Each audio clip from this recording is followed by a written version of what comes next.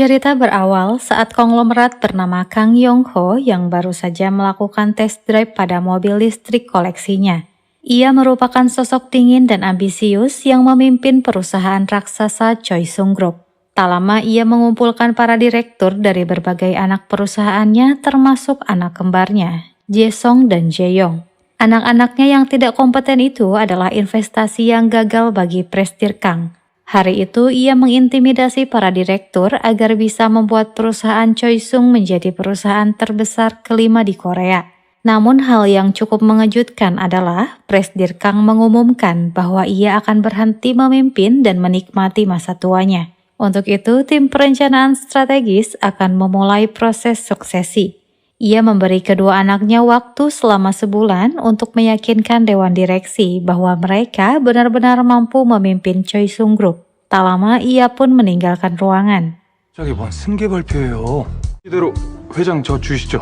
능력주의가 원칙이고요. 판 깔아줬으니 Jae-sung yang saat ini menjabat sebagai dirut teknik dan konstruksi mulai bersiap agar bisa menggantikan posisi ayahnya. Namun semua bisnis yang dijalankannya seringkali gagal.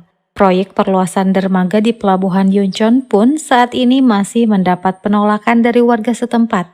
Sementara itu, Jae-gyong sedang menyombongkan dirinya karena kimia Choi Sung yang ia kelola berhasil menguasai pasar. Namun ia seringkali tidak memanusiawikan stafnya. Di tempat lain, Sang Jae selaku direktur pelaksana sekaligus orang kepercayaan Presdir Kang menanyakan kembali keputusan yang ia umumkan. Presdir Kang sendiri ingin melihat kubu yang akan membantu anak-anaknya. Dan ia yakin semakin besar konflik, semakin jelas siapa yang berharga. 이 가려지는 법이지. 또 칼퇴 한번 해보려고. 회장님 퇴근하십니다.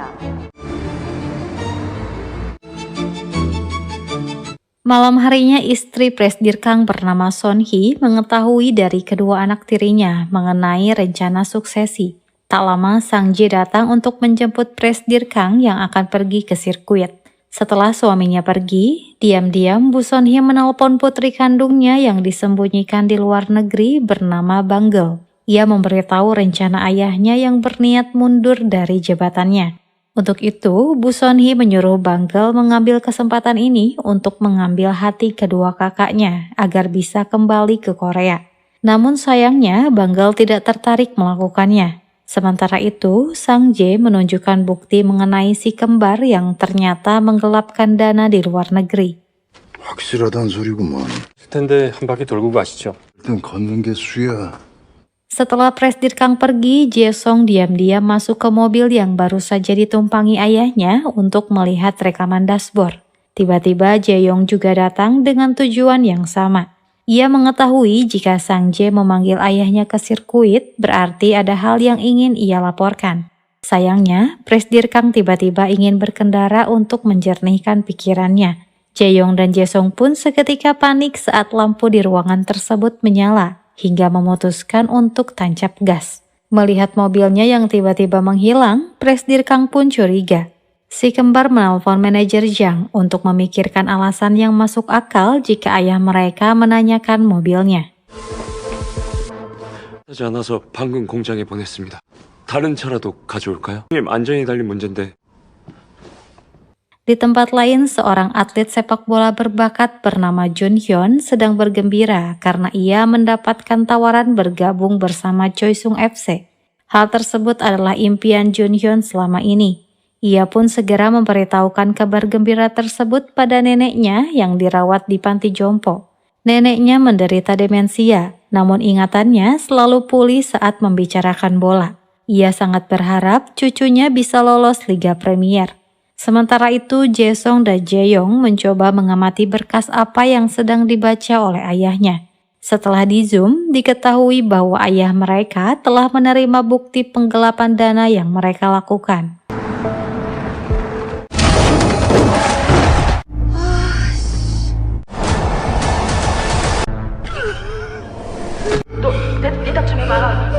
Junhyun dilarikan ke rumah sakit dalam keadaan kritis. Sementara Jae-sung berbohong pada manajer Jang bahwa ia menabrak pagar karena seekor kucing tiba-tiba melompat di depannya.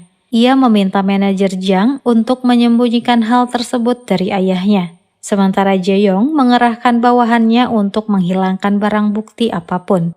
Dengan cepat, mereka berhasil menyuap seorang operator CCTV hingga ia pun menghapus rekaman kejadian malam itu.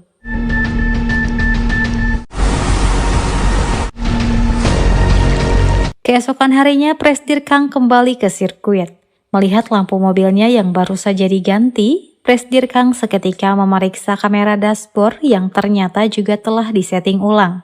Manajer Jang seketika berlutut dan menceritakan bahwa kedua anaknya sempat menabrak pagar. Sementara itu, Jun Hyun yang baru saja siuman melihat kaki kanannya yang telah dioperasi.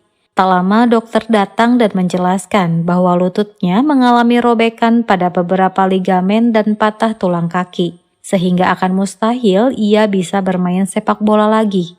Jun Hyun tidak bisa menerimanya setelah selama 15 tahun ini ia latihan setiap hari tanpa absen. 이름은 까먹어도 우리 할머니 불쌍해서 해주세요. Presdir Kang memerintahkan Sang Jae untuk menutup kasus penggelapan dana kedua anaknya. Menurutnya, sejak lahir mereka berdua hidup dalam tekanannya dan ia pikir mereka tidak boleh lagi merasa terintimidasi sehingga membuat rasa takut mereka padanya menjadikan mereka tidak cukup pintar.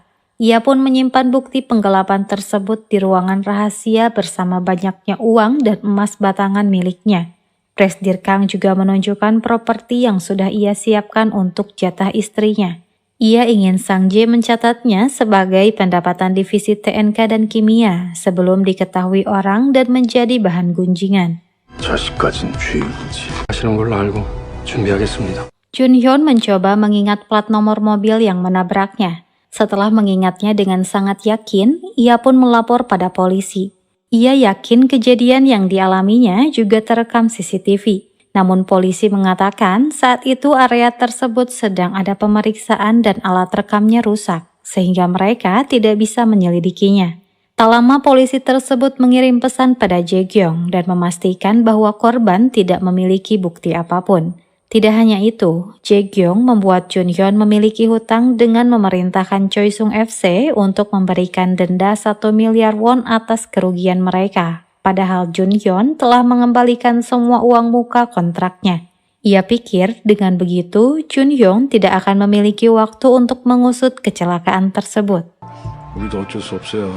피해를 끼친 건 사실이잖아. 빚더미에 앉혀뒀으니까 Suatu hari Jun Hyun mendapat bukti kecelakaan yang ia alami dari bibi pengasuh. Ia memang selalu merekam setiap video panggilan untuk menghibur neneknya saat bosan. Jun Hyun pun mencari tahu pemilik mobil tersebut hingga diketahui bahwa pemiliknya adalah pimpinan grup Choi Sung. Keesokan harinya, ia pun mengirim bukti tersebut pada Presdir Kang dengan menuliskan nomor kontaknya. Tak lama, Jun Hyun pun dipanggil ke ruangan Presdir Kang dan ia menunjukkan bukti videonya. Jun Hyun mengatakan karir sepak bolanya harus berakhir gara-gara Presdir Kang. 진실이 덮어질 줄 알았습니까? 그래서 얼마를 원하나? 깊은 사과는 없거든. 황준현 선수 이력이랑 빨 받아놓고 돈이면 다예요. Setelah melihat catatan karir dan kontrak Jun Hyun dengan Choi Sung FC, Presdir Kang memperkirakan bahwa gaji tahunan Jun Hyun adalah 5 juta dolar. Ia akan memberikan uang tersebut pada Jun Hyun berikut denda yang harus dibayarkan. Menurutnya, dengan uang sebanyak itu, Jun Hyun bisa memulai apapun. Namun sebagai gantinya, Jun Hyun harus menyerahkan bukti video tersebut. Lagi pula, Jun Hyun tidak akan diuntungkan jika melapor dan menuntutnya. Ia pun menyuruh Jun Hyun menuliskan nominal yang ia inginkan. 얼마를 원할지. 딱 결심 있으면 그때 다시 오게. Jun Hyun sempat berpapasan dengan si kembar. Tak lama ia menerima panggilan video dari neneknya yang menunjukkan betapa bangganya ia mempunyai cucu pemain sepak bola. Hal tersebut membuat Jun Hyun sedih. Ia tidak mampu memberitahu neneknya bahwa dirinya tidak bisa lagi bermain sepak bola. Sementara itu, Presdir Kang menunjukkan bukti kecelakaan yang berusaha dihilangkan oleh kedua anaknya. Mereka berlutut dan saling menyalahkan. Hal tersebut membuat Presdir Kang sangat murka, hingga ia akan mengumumkan pada dewan direksi bahwa mereka berdua tidak layak untuk memimpin Choi Sung Group. 내 이름에 먹칠을 한 죄. 혜성 회장 자리는 꿈도 꾸지 마. 사장 자리 내놓을 각오해. 회장실에서 나오던 젊은 놈! Junhyun berniat kembali menemui Presdir Kang, sementara kedua anaknya berlarian ingin mencegah ayahnya menemui dewan direksi, hingga Presdir Kang tak sengaja terdorong dan kepalanya berbenturan dengan kepala Junhyun. Semua orang pun panik. Presdir Kang tersadar saat dirinya berada di rumah sakit. Ia sempat tidak percaya kaki kirinya tiba-tiba bisa bergerak. Ia kemudian bercermin dan terkejut saat wajahnya berubah menjadi Junhyun. 정신 드셨어요? 내가 그놈인데 왜? CT 좀 다시 준비해 줘. 왜 돼? Sementara itu, jiwa Junhyun terjebak di tubuh Presdir yang saat ini mengalami koma. Presdir Kang melihat beberapa stafnya sedang menunggu di luar ruangan sambil membicarakan dirinya. Tiba-tiba mereka dikejutkan dengan munculnya sebuah artikel di intranet mengenai Presdir Kang yang terlibat kasus tabrak lari. Presdir Kang sendiri melihat pemberitaan tersebut di TV. Ia pun seketika lemas. Ia semakin kesal saat mendengar anak kembarnya melimpahkan kesalahan mereka pada ayahnya sendiri. 급하게 승계도 서두르신 거고요. 아버지께서 사고 내신 게 개뿔이 맞냐? 내 몸 찾으러 갈라니까. Anak kembarnya masuk ke dalam ruangan dan mendapati kondisi ayahnya kritis. Para pengawal pun menyeret Presdir Kang keluar. Presdir Kang memberontak hingga tiba-tiba Banggel menariknya. Ia yakin pria yang ada di depannya ini adalah orang yang melapor ke berita. Presdir Kang sendiri terkejut melihat putri bungsunya berada di Korea. Banggel tidak menyangka pria itu mengetahui mengenai dirinya hingga ia pun mengunci tangan Presdir Kang karena telah mencoreng nama ayahnya. 네 아버지다 이까사. 놔! 네 입이 죽게 생겼어 지금! Mendengar ayahnya sedang koma, Banggel khawatir jika ia tidak bisa membalas perbuatan ayahnya. Tiba-tiba salah seorang staf menemukan Presdir Kang, namun Banggel tiba-tiba menghilang. Si kembar pun menghampiri Presdir Kang untuk membicarakan mengenai kecelakaan yang dialami Junhyun. Sementara itu, Banggel diam-diam menguping pembicaraan Sang Jae yang mengkonfirmasi bahwa Junhyun bukanlah orang yang membocorkan pada media. Ia juga mendengar bahwa kedua kakaknya mungkin terlibat dalam kasus tabrak lari tersebut. Tak lama ia menemui ibunya yang tidak menyangka Banggel akan nekat diam-diam pulang ke Korea tanpa izin ayahnya. 야, 네 언니 오빠 손에 죽을래? 한테 절절, 언니 오빠한테 절절. 우리만 강식 버린 자식인데. 깨어날 거라고 걱정하지 말래? Intranet Choi Sung Group sedang ramai membahas kasus kecelakaan yang melibatkan pimpinan mereka. Mereka yakin bahwa Presdir Kang bukanlah pengemudinya. Di mata para karyawannya, Presdir Kang adalah bos yang memiliki sikap peduli meskipun terlihat dingin. Banyak yang berspekulasi bahwa pelakunya adalah salah satu dari anak kembarnya dan Presdir Kang rela menanggung kesalahannya. Sementara itu, Jae-sung dan Jae-gyong membuang ponsel milik Junhyun untuk menghilangkan barang bukti lainnya.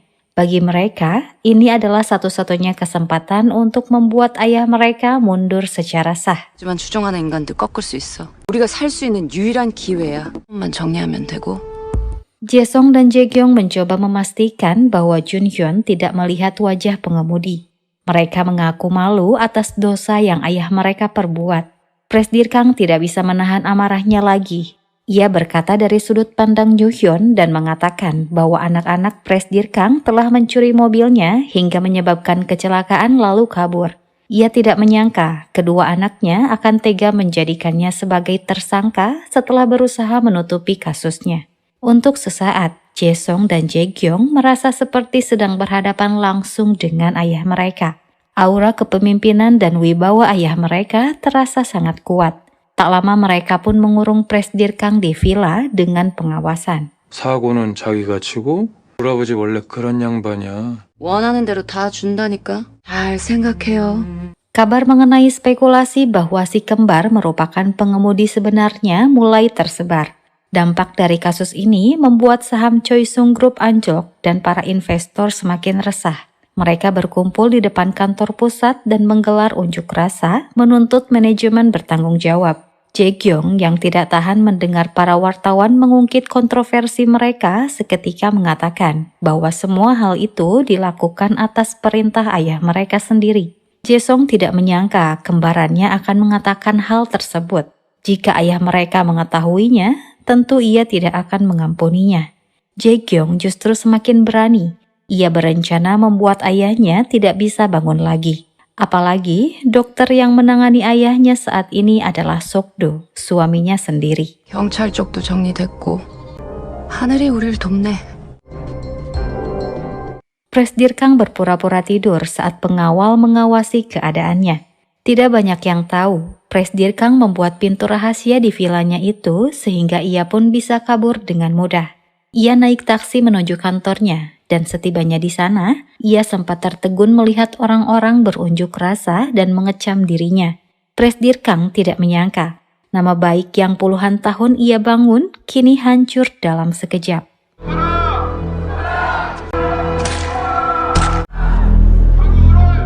Sementara itu, semua dewan direksi berkumpul untuk membahas kasus yang menimpa Presdir Kang. Jae-kyung mengatakan bahwa sebelum terbaring di rumah sakit, ayahnya sudah menyerahkan perusahaan kepadanya dan Jae-sung. Namun Sang Jae tidak mempercayainya begitu saja karena ia tidak pernah mendengar Presdir Kang mengatakan hal tersebut. Jae-sung meminta ketua dewan direksi segera mengumumkan bahwa dewan direksi akan mencopot ayahnya dari posisi pimpinan. Tak lama, staf dari Jae-kyung melaporkan bahwa Jun-hyun berada di ruang konferensi pers. 저 황준현은 시고간 뺑소니 사고의 진범 강용호 회장이 어린 그 사람만 받으면 됩니다. Setelah mengumumkan bahwa dirinya lah yang bersalah, Presdir Kang teringat acara konferensi pers dulu saat dirinya didorong dari kursi roda oleh adiknya sendiri. Saat itu, ia dianggap memalsukan surat wasiat ayah mereka dan mengemis posisi pimpinan. Saat itu, Presdir Kang sedang mengalami cedera kaki akibat tertimpa tulang baja di lokasi konstruksi. Dokter mengatakan bahwa Presdir Kang tidak akan bisa berjalan lagi. Namun Presdir Kang tidak mundur. Ia akan bertekad untuk mewujudkan keinginan ayahnya menjadikan Choi Sung Group sebagai perusahaan terbaik ke-10 di dunia. Sama halnya dengan hari ini. Demi melindungi Choi Sung Group, Presdir Kang rela mengorbankan diri dengan mengaku sebagai tersangka tabrak lari. 정말 죄송합니다. 형이 아낌없이 지원하겠습니다. Banggal yang juga berada di ruangan tersebut bergegas pergi menyusul Presdir Kang.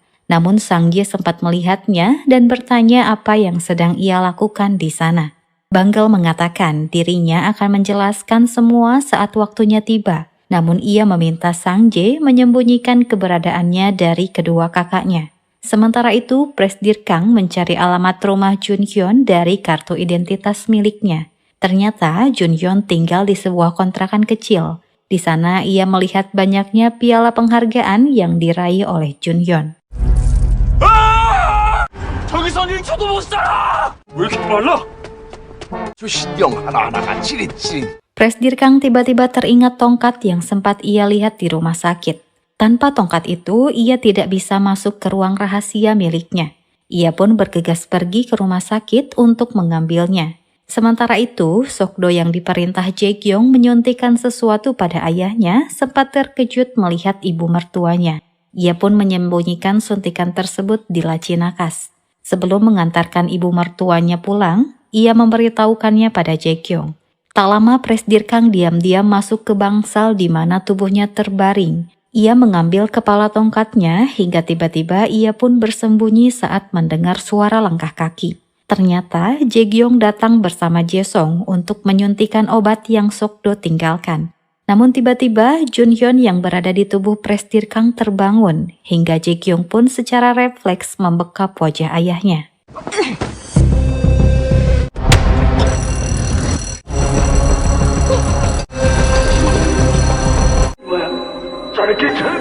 Banggal yang baru saja tiba di rumah sakit mendapati kondisi ayahnya yang kritis hingga ia pun memanggil dokter.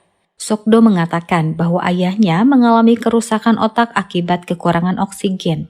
Sementara itu, Presdir Kang masih tidak percaya kedua anaknya berniat menghabisi nyawanya. Tak lama ia menemukan cek kosong miliknya di saku baju Junhyun. Ia menyadari sikapnya terhadap Junhyun sangatlah kejam. Dalam cek tersebut, Junhyun tidak menuliskan nominal, namun ia meminta Choi Sung darinya. Mulai saat ini, Presdir Kang berjanji akan memberikan kompensasi yang pantas bagi hidup Junhyun. Tak lama ia menemui si kembar dan meminta kompensasi dengan menjadikannya karyawan magang di kantor Choi Sung Group. 해봅시다, 황준현 씨. 그룹 인턴 황준현입니다. Saat mulai bekerja di Choi Sung Group, Presdir Kang bertemu dengan Sang Jae yang menatapnya tajam. Dulu ia sempat berharap Sang Jae terlahir sebagai putranya karena ia begitu memahami dirinya. Sang Jae yang merasa curiga bertanya apa alasan Junhyun masuk ke Choi Sung Group. Presdir Kang mengatakan bahwa dirinya sangat yakin suatu saat Sang Jae akan memahami ketulusannya saat ini untuk Choi Sung Group. Untuk sesaat Sang Jae tiba-tiba merasa sedang berhadapan dengan Presdir Kang. Apalagi saat pria di depannya itu mengatakan hal yang sama persis dengan apa yang pernah diucapkan Presdir Kang. Presdir Kang akan ditempatkan di tim material Mulsan. Jae-song meminta kepala tim bernama Bonggi memperlakukan Junhyun dengan baik. Ternyata Banggal juga telah lebih dulu masuk ke Choi Sung Group menjadi pemagang. Sebenarnya sudah sejak lama Banggal berada di Korea dan magang di sana.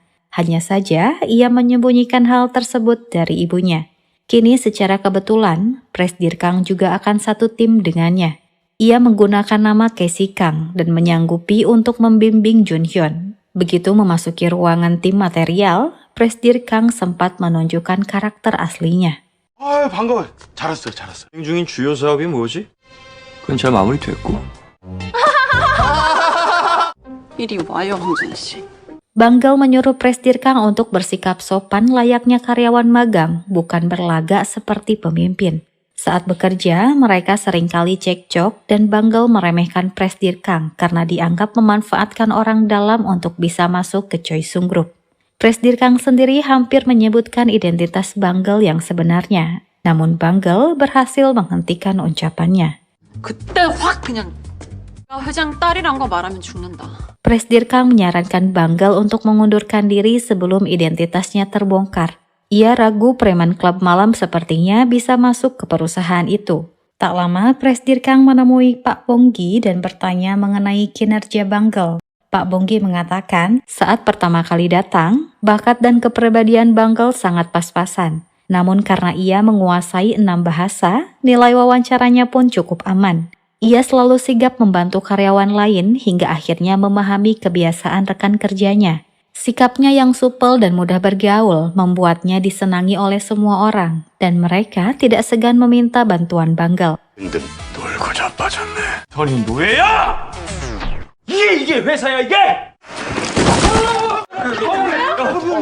Malam harinya Presdir Kang sengaja menunggu karyawan lain pulang agar ia bisa login ke server internal grup menggunakan ID-nya untuk melihat semua dokumen.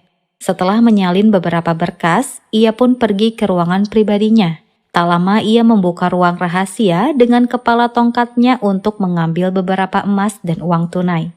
Presdir Kang menggunakan uang tersebut untuk tinggal di hotel dan membeli semua kebutuhannya. Ia sempat memuji ketampanan wajah Junhyun yang saat ini ia gunakan. Tak lama ia pergi ke rumah sakit dan mulai mencari petugas yang bisa membantunya. Ia memilih wanita bernama Kyung Sun yang terlihat seperti sedang membutuhkan uang. Ia pun menunjukkan sejumlah uang dan memintanya melaporkan setiap perkembangan kondisi Junhyun yang masih berada di tubuhnya. Kyung Sun mengatakan bahwa kondisi fisik pasien bernama Kang cukup normal, hanya saja ia dalam keadaan koma sehingga tidak tahu kapan akan siuman. Tak lama Presdir Kang memberikan surat dan foto Sang Jae. Ia meminta Kyung Sun menyerahkan surat tersebut pada orang yang ada di foto tersebut. Kyung Su harus mengatakan pada Sang Jae bahwa sebelum koma, Presdir Kang sempat siuman dan menitipkan surat tersebut serta memintanya menyembunyikan hal itu dari siapapun, termasuk Dr. Sokdo.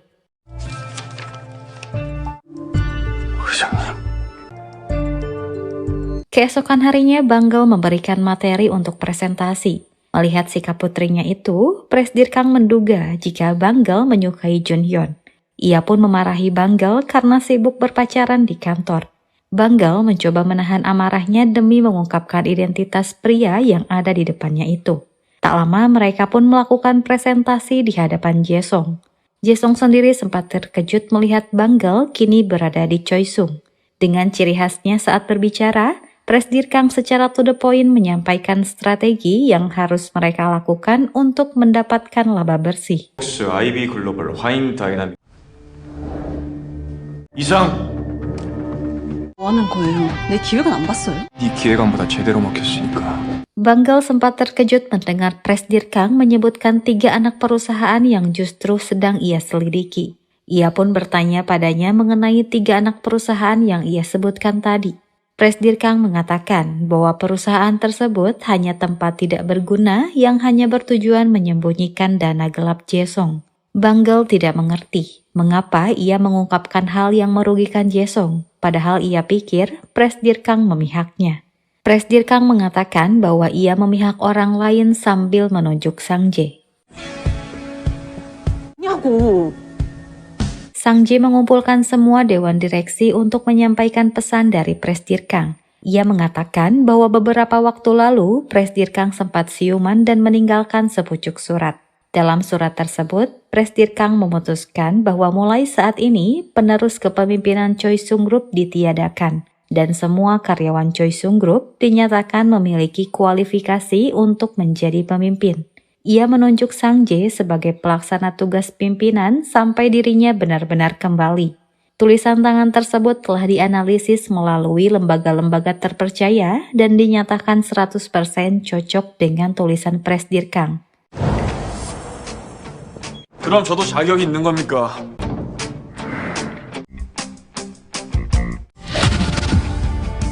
Jaesung memperingatkan Presdir Kang agar ia tidak mengacau hanya karena dirinya diberi tempat di Choisung Group. Namun Presdir Kang berpura-pura tidak mengingat apapun dan tidak mengerti mengapa dirinya tiba-tiba berada di ruang rapat direksi.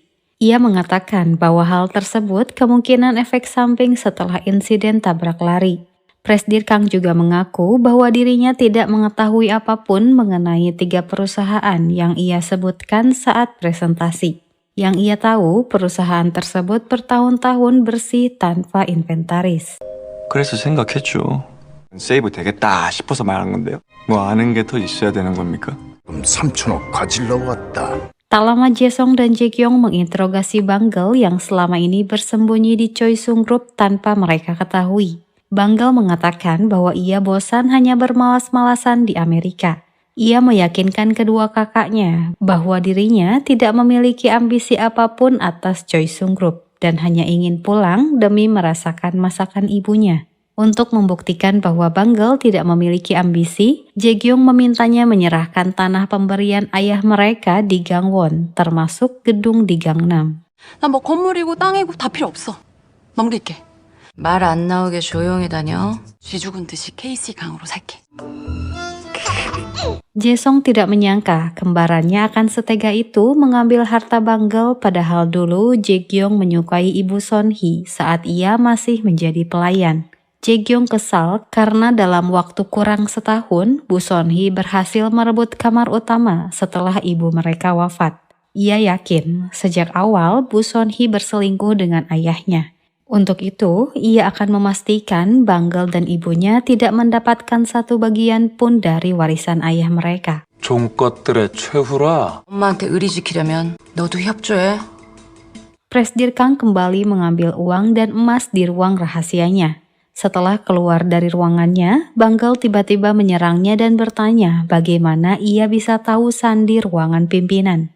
Setelah melihat banyaknya uang yang ia ambil, Banggel yakin Presdir Kang mencurinya untuk diberikan pada salah satu kakaknya. Presdir Kang mengatakan bahwa ayah Banggel sendirilah yang menyuruhnya. Ia juga memberitahu Banggel bahwa pelaku yang menabraknya bukanlah ayahnya, melainkan kedua kakaknya. Presdir Kang berpura-pura bahwa dirinya diminta untuk mengungkap pelaku aslinya dan melindungi Choisung. Untuk itu, ia mulai dari Jaesung. Presentasi kemarin adalah jebakan untuk menangkap Jaesung. Ia mengatakan jika ingin mengalahkan kedua kakaknya, Banggel harus bekerja sama dengannya. 지금부터 어떻게 해야 되는지. 돈 그거 찾아달라고 나한테 부탁하셨다고. 사장들한테 최선 안 주겠다고 하셨어. Keesokan harinya Banggel kembali ke rumah ayahnya. Tak lama ibunya datang dengan memakai baju pelayan. Jae-gyong memang sengaja menyuruhnya untuk membersihkan kamar Banggel. Kini mereka mulai berani memperlakukan ibu tiri mereka seenaknya.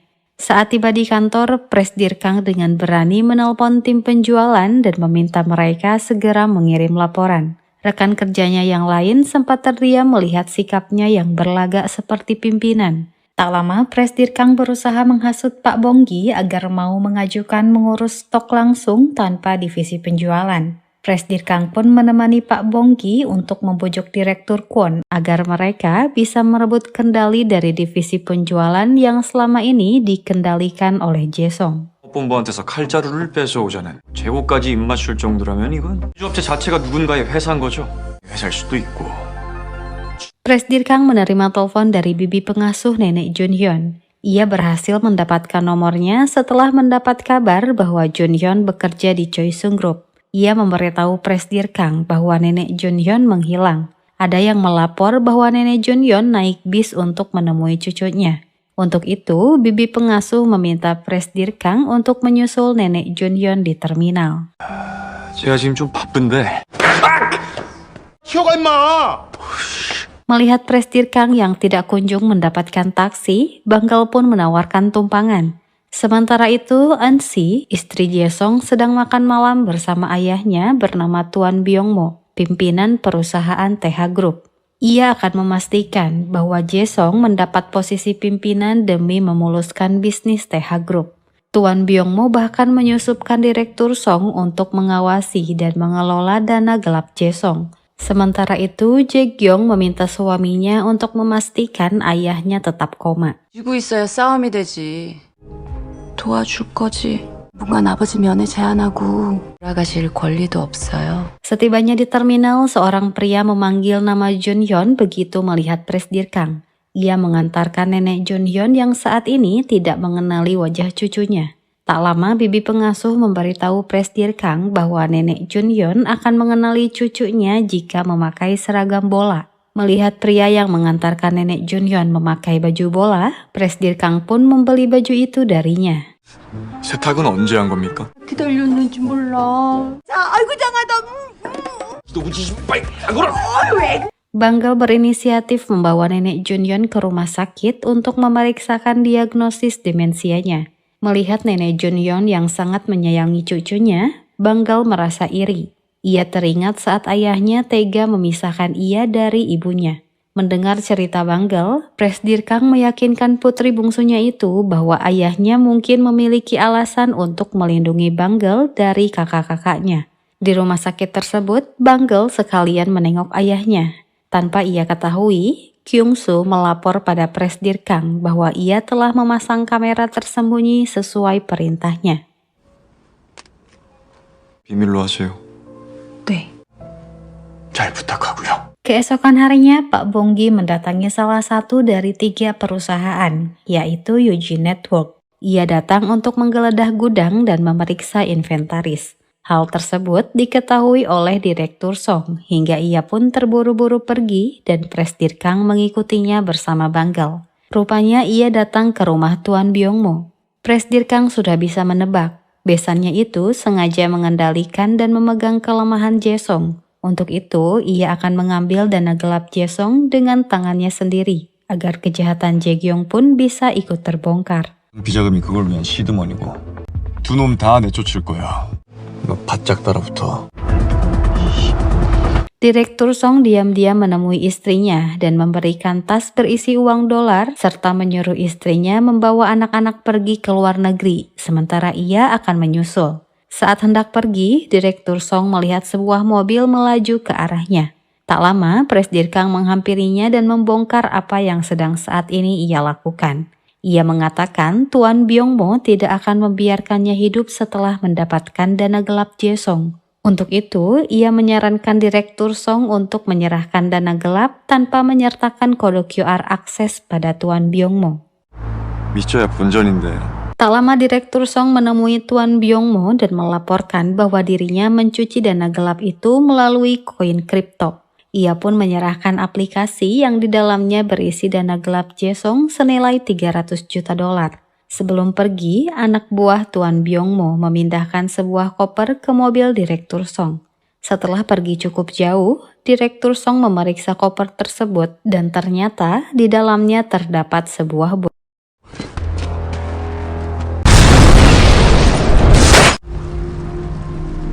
Ternyata yang dikatakan Presdir Kang benar. Karena sudah menyelamatkan nyawanya, Presdir Kang meminta Direktur Song membayarnya dengan menyerahkan dana gelap Jae-sung.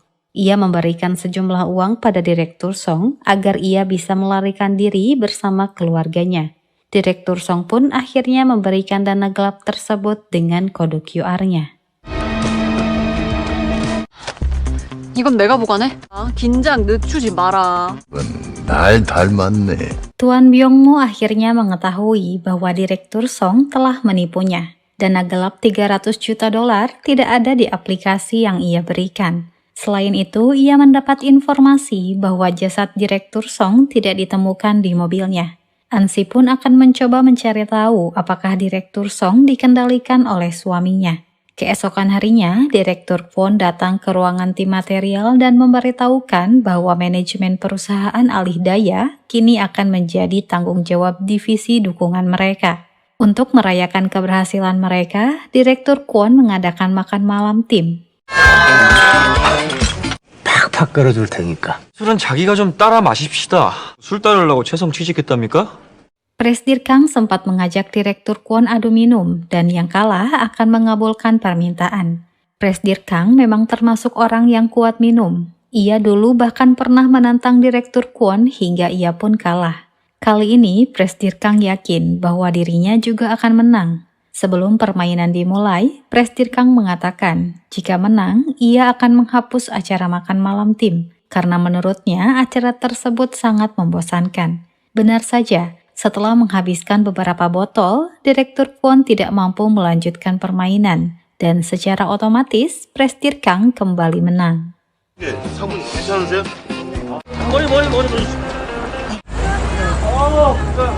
Saat hendak pulang, Presdir Kang melihat Banggel yang kesulitan memapah Pak Bonggi. Banggel tidak mengetahui alamat rumah Pak Bonggi. Selain itu, istri dan anak-anaknya sedang berada di luar negeri. Singkat cerita, keesokan harinya Pak Bonggi bangun dan mendapati Presdir Kang sedang membaca koran. Ia pun bertanya di mana mereka saat ini. Presdir Kang mengatakan bahwa kamar suite hotel ini adalah miliknya. Crown Palace dibangun oleh Choi Sung Group dan mereka sengaja memberi pimpinan Choi Sung sebuah kamar suite agar bisa menginap kapanpun. Presdir Kang memiliki rencana baru dengan mengatakan bahwa Jun Yeon sebenarnya adalah putra bungsu rahasia Presdir Kang. Profesinya sebagai atlet sepak bola hanyalah penyamaran karena para direktur tidak boleh mengetahui identitasnya. Ia menambahkan, sebelum koma, Presdir Kang diam-diam meminta bantuan untuk menghentikan suksesi kakak-kakaknya. 아버지 뜻 받들 수 있게 도와주시겠습니까? Melihat mobil mewah yang akan mereka tumpangi, Pak Bonggi semakin percaya dengan ucapan Presdir Kang. Sementara itu, Dewan Direksi mengadakan rapat atas kabar menghilangnya Direktur Song. Jae-sung mengatakan bahwa tangan kanannya itu hanya ingin mengundurkan diri karena alasan pribadi. Ia memastikan bahwa pengunduran dirinya tidak akan mempengaruhi proyek yang saat ini sedang dijalankan. Jae-gyong memanfaatkan situasi ini dengan memberikan kabar baik bahwa ia akan mengakuisisi GF Solution yang saat ini sedang mengembangkan teknologi baru karena ada pihak yang bersedia berinvestasi yaitu Siren. Jae-sung sendiri mengetahui bahwa Siren adalah perusahaan yang Jae-gyong dirikan dengan dana hasil penggelapannya. 그 수익까지 네가 다 챙기려고 투자 받는 저 공치사를 해? 비자금 혐의 뒤집어 씌우려고 한 거야? 비자금 만진 걸 어떻게 하는 거야? Jae-sung mendapati Ansi sudah berada di ruangannya.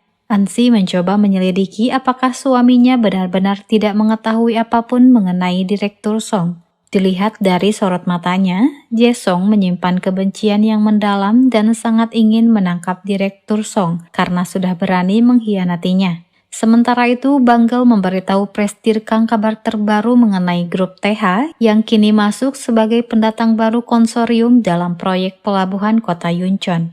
Tak lama, Presdirkang pun menemui Jae-kyung untuk menyampaikan proposal mengenai proyek pelabuhan Yuncheon. Ia berniat mengadu domba anak kembarnya itu dengan membujuk Jae-kyung untuk memindahkan proyek ke Gangwon. 무슨 자신감이지? 어차피 손해볼 거 없지 않습니까? 도박 한번 해보시죠. 그땐 절 자르셔도 좋습니다. Tak lama Presdirkang bersama Banggel menemui perwakilan Gubernur Gangwon. Presdirkang mengaku sebagai sekretaris Jae-kyung dan diperintah untuk meyakinkan gubernur agar mau menarik proyek pelabuhan Yuncheon ke Provinsi Gangwon. Proyek ini tentu akan menguntungkan mereka sebagai janji kampanye dalam pilkada mendatang. Setelah pertemuan selesai, Presdirkang mengantarkan Banggel sampai ke rumahnya. Presdirkang merindukan istrinya hingga ia pun bertanya mengenai kabar Bu Son-hee. Namun tiba-tiba Bu Son-hee datang. Presdirkang pun seketika keluar dan menanyakan kabarnya secara langsung. Bukannya menjawab, Bu Son-hee justru bertanya apakah suaminya benar-benar melakukan tabrak lari. 무사고였거든요. 평속 주행만 하는 사람이었는데 너무 답답해서 미안합니다. Sementara itu, Jae-song dan Tuan Byung-mo mengadakan makan malam bersama wali kota Yuncheon bernama Yongguk. Ia merupakan teman sekolah Jae-song dan mereka sepakat untuk terus melanjutkan proyek pelabuhan di Yuncheon sampai berhasil. Setelah pertemuan itu selesai, Pak Bong-gi ditugaskan oleh Presdirkang untuk mengambil gambar mereka, termasuk saat sekretaris Jae-song memindahkan tas berisi uang ke mobil Yongguk. Setelah beberapa hari, berita mengenai mundurnya Yongguk sebagai wali kota Yuncheon pun terdengar oleh Jae-kyung. Rupanya, Presdirkang menggunakan foto yang diambil Pak Bong-gi untuk mengancam Yongguk bahwa ia telah menerima suap dan melakukan pertemuan rahasia dengan pimpinan grup TH. Pengunduran diri tersebut juga diketahui oleh Jae-song hingga ia pun murka karena dipastikan proyek pelabuhan Yuncheon akan gagal. Hingga dalam rapat direksi, Jae-kyung dengan percaya diri mengumumkan bahwa ia akan mengambil alih proyek pelabuhan dan memindahkannya ke Gangwon. Hal tersebut disetujui oleh semua dewan direksi dan Jae-kyung mendapatkan banyak pujian. 앞으로 많이들 도와주세요. 최성이 잘 되는 게 맞죠? 나 가마됐어요. 예. Sang Jae selama ini ternyata menyelidiki Presdirkang. Ia bahkan terkejut saat mengetahui bahwa dirinya menginap di kamar suite milik pimpinan Choi Sung. Sementara itu, Presdirkang mengajak Banggel ke sebuah restoran mewah. Ia memberikan amplop berisi akte tanah sebagai bonus kinerjanya. Banggel terkejut karena tanah tersebut adalah tanah yang ia serahkan pada Jae-kyung. Rupanya, Presdirkang meminta bayaran dengan tanah tersebut untuk perekrutannya ke Chemical Choi Sung. Meskipun saat ini harga tanah itu tidak seberapa, namun setelah proyek pelabuhan dimulai, harga tanah tersebut akan ikut naik karena di sana akan ditetapkan sebagai zona khusus pariwisata. Presdirkang mengatakan bahwa ia akan bekerja untuk Jae-kyung. Saat Presdirkang menerima telepon, Bu Son-hee tiba-tiba datang. Rupanya, Presdirkang mengatur acara tersebut untuk mereka berdua. 자꾸 사람을 불려. 고마워라. 계산은 해뒀으니까. 어떻게 알고 여길 예약했대? 앞시랑 한 번씩 왔었는데. 여기가 괜찮더라. Presdirkang diam-diam datang ke sirkuit untuk melakukan hobinya. Ia akhirnya bisa merasakan sensasi balapan di sirkuit yang baru ia nikmati kembali. Namun setelah selesai, ia terkejut dengan kedatangan Jae-kyung. 극복 못했을 줄 알았는데 사람 잘못 봤어? 모를 줄 알았니? 네가 누군지 Jae-kyung menduga jika Presdirkang adalah mata-mata Sang Jae sehingga ia bebas keluar masuk sirkuit. Karena selain ayahnya, hanya Sang Jae yang mengetahui sandi kunci mobil.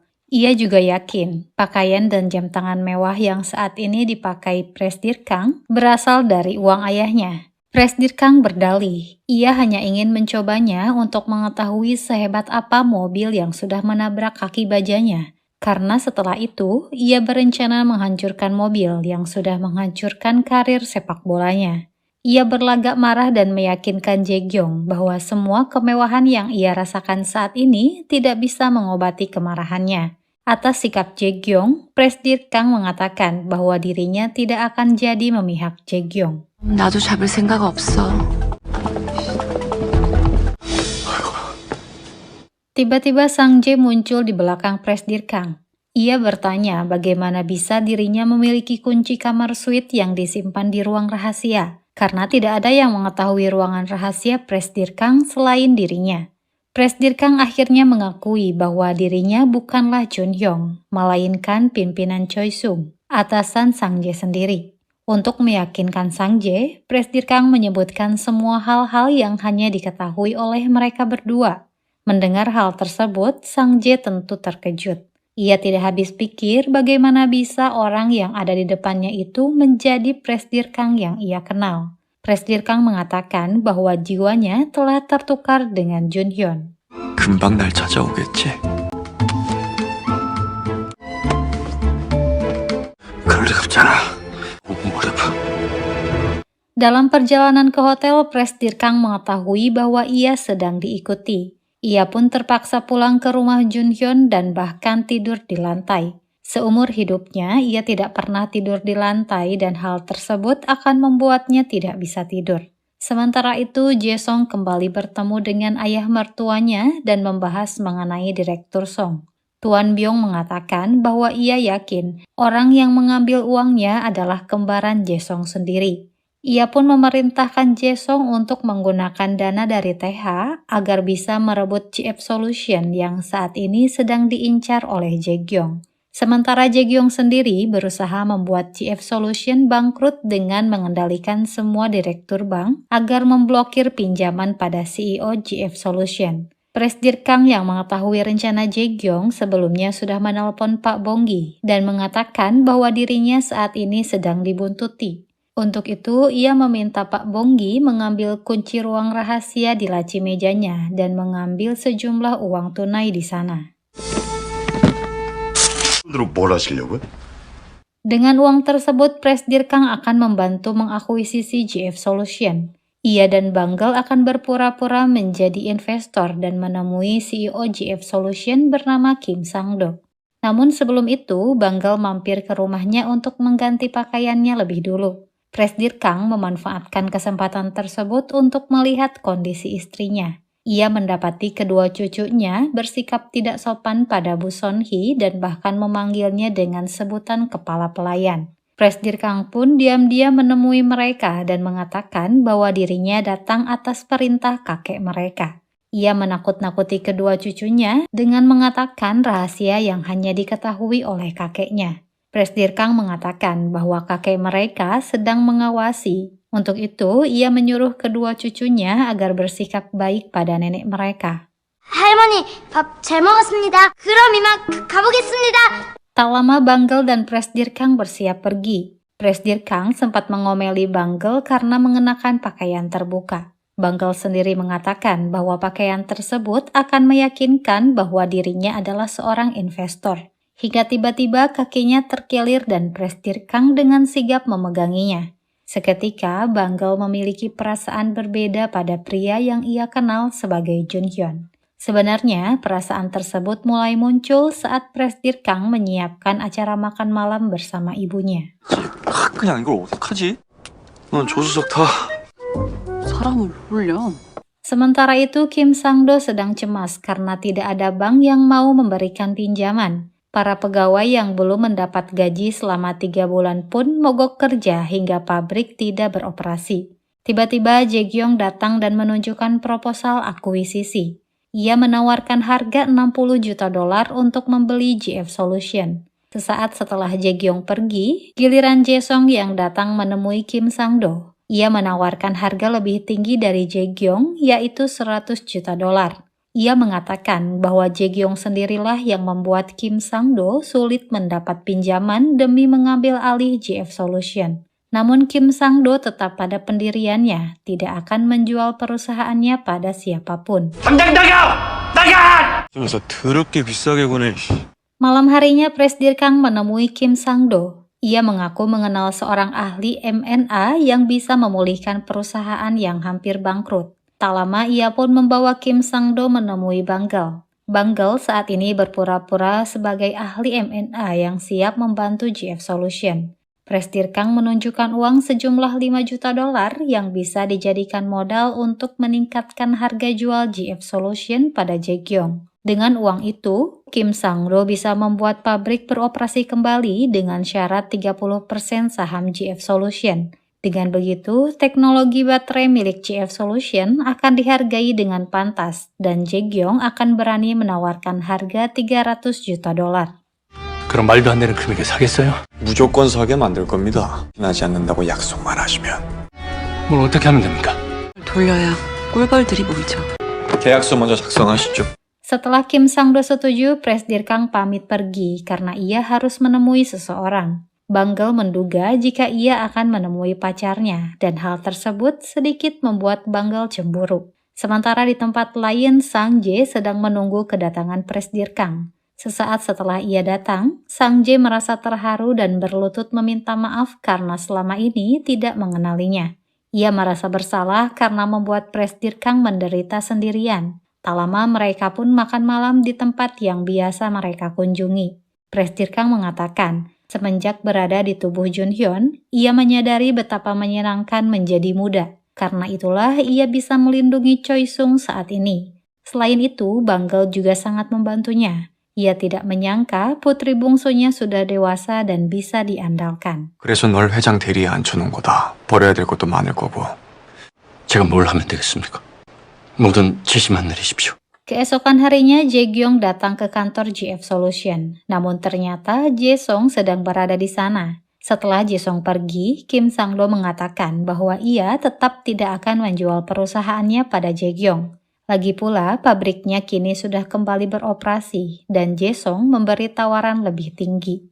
Melihat pabriknya benar-benar beroperasi, Jae-gyong pun mulai cemas. Sementara Presdir Kang memberi arahan pada Kim Sang-do agar tetap menunggu sampai Jae-gyong menawarkan harga 300 juta dolar.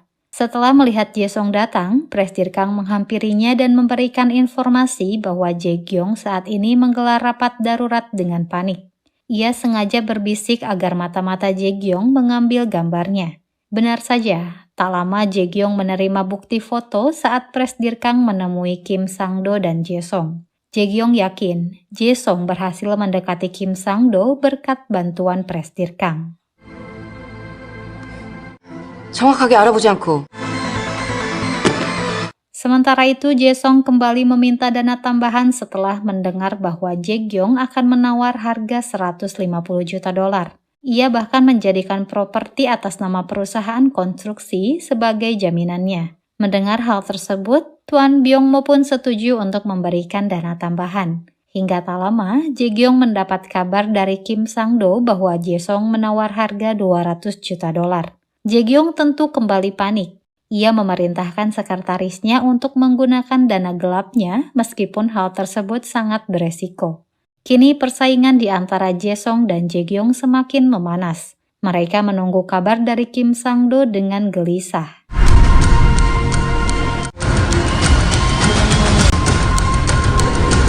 Presdir Kang sengaja menunggu Jae-gyong. Ia mengatakan, jika saja Jae-gyong percaya dan tidak mencurigainya, ia yakin GF Solution sudah berada di tangan Jae-gyong.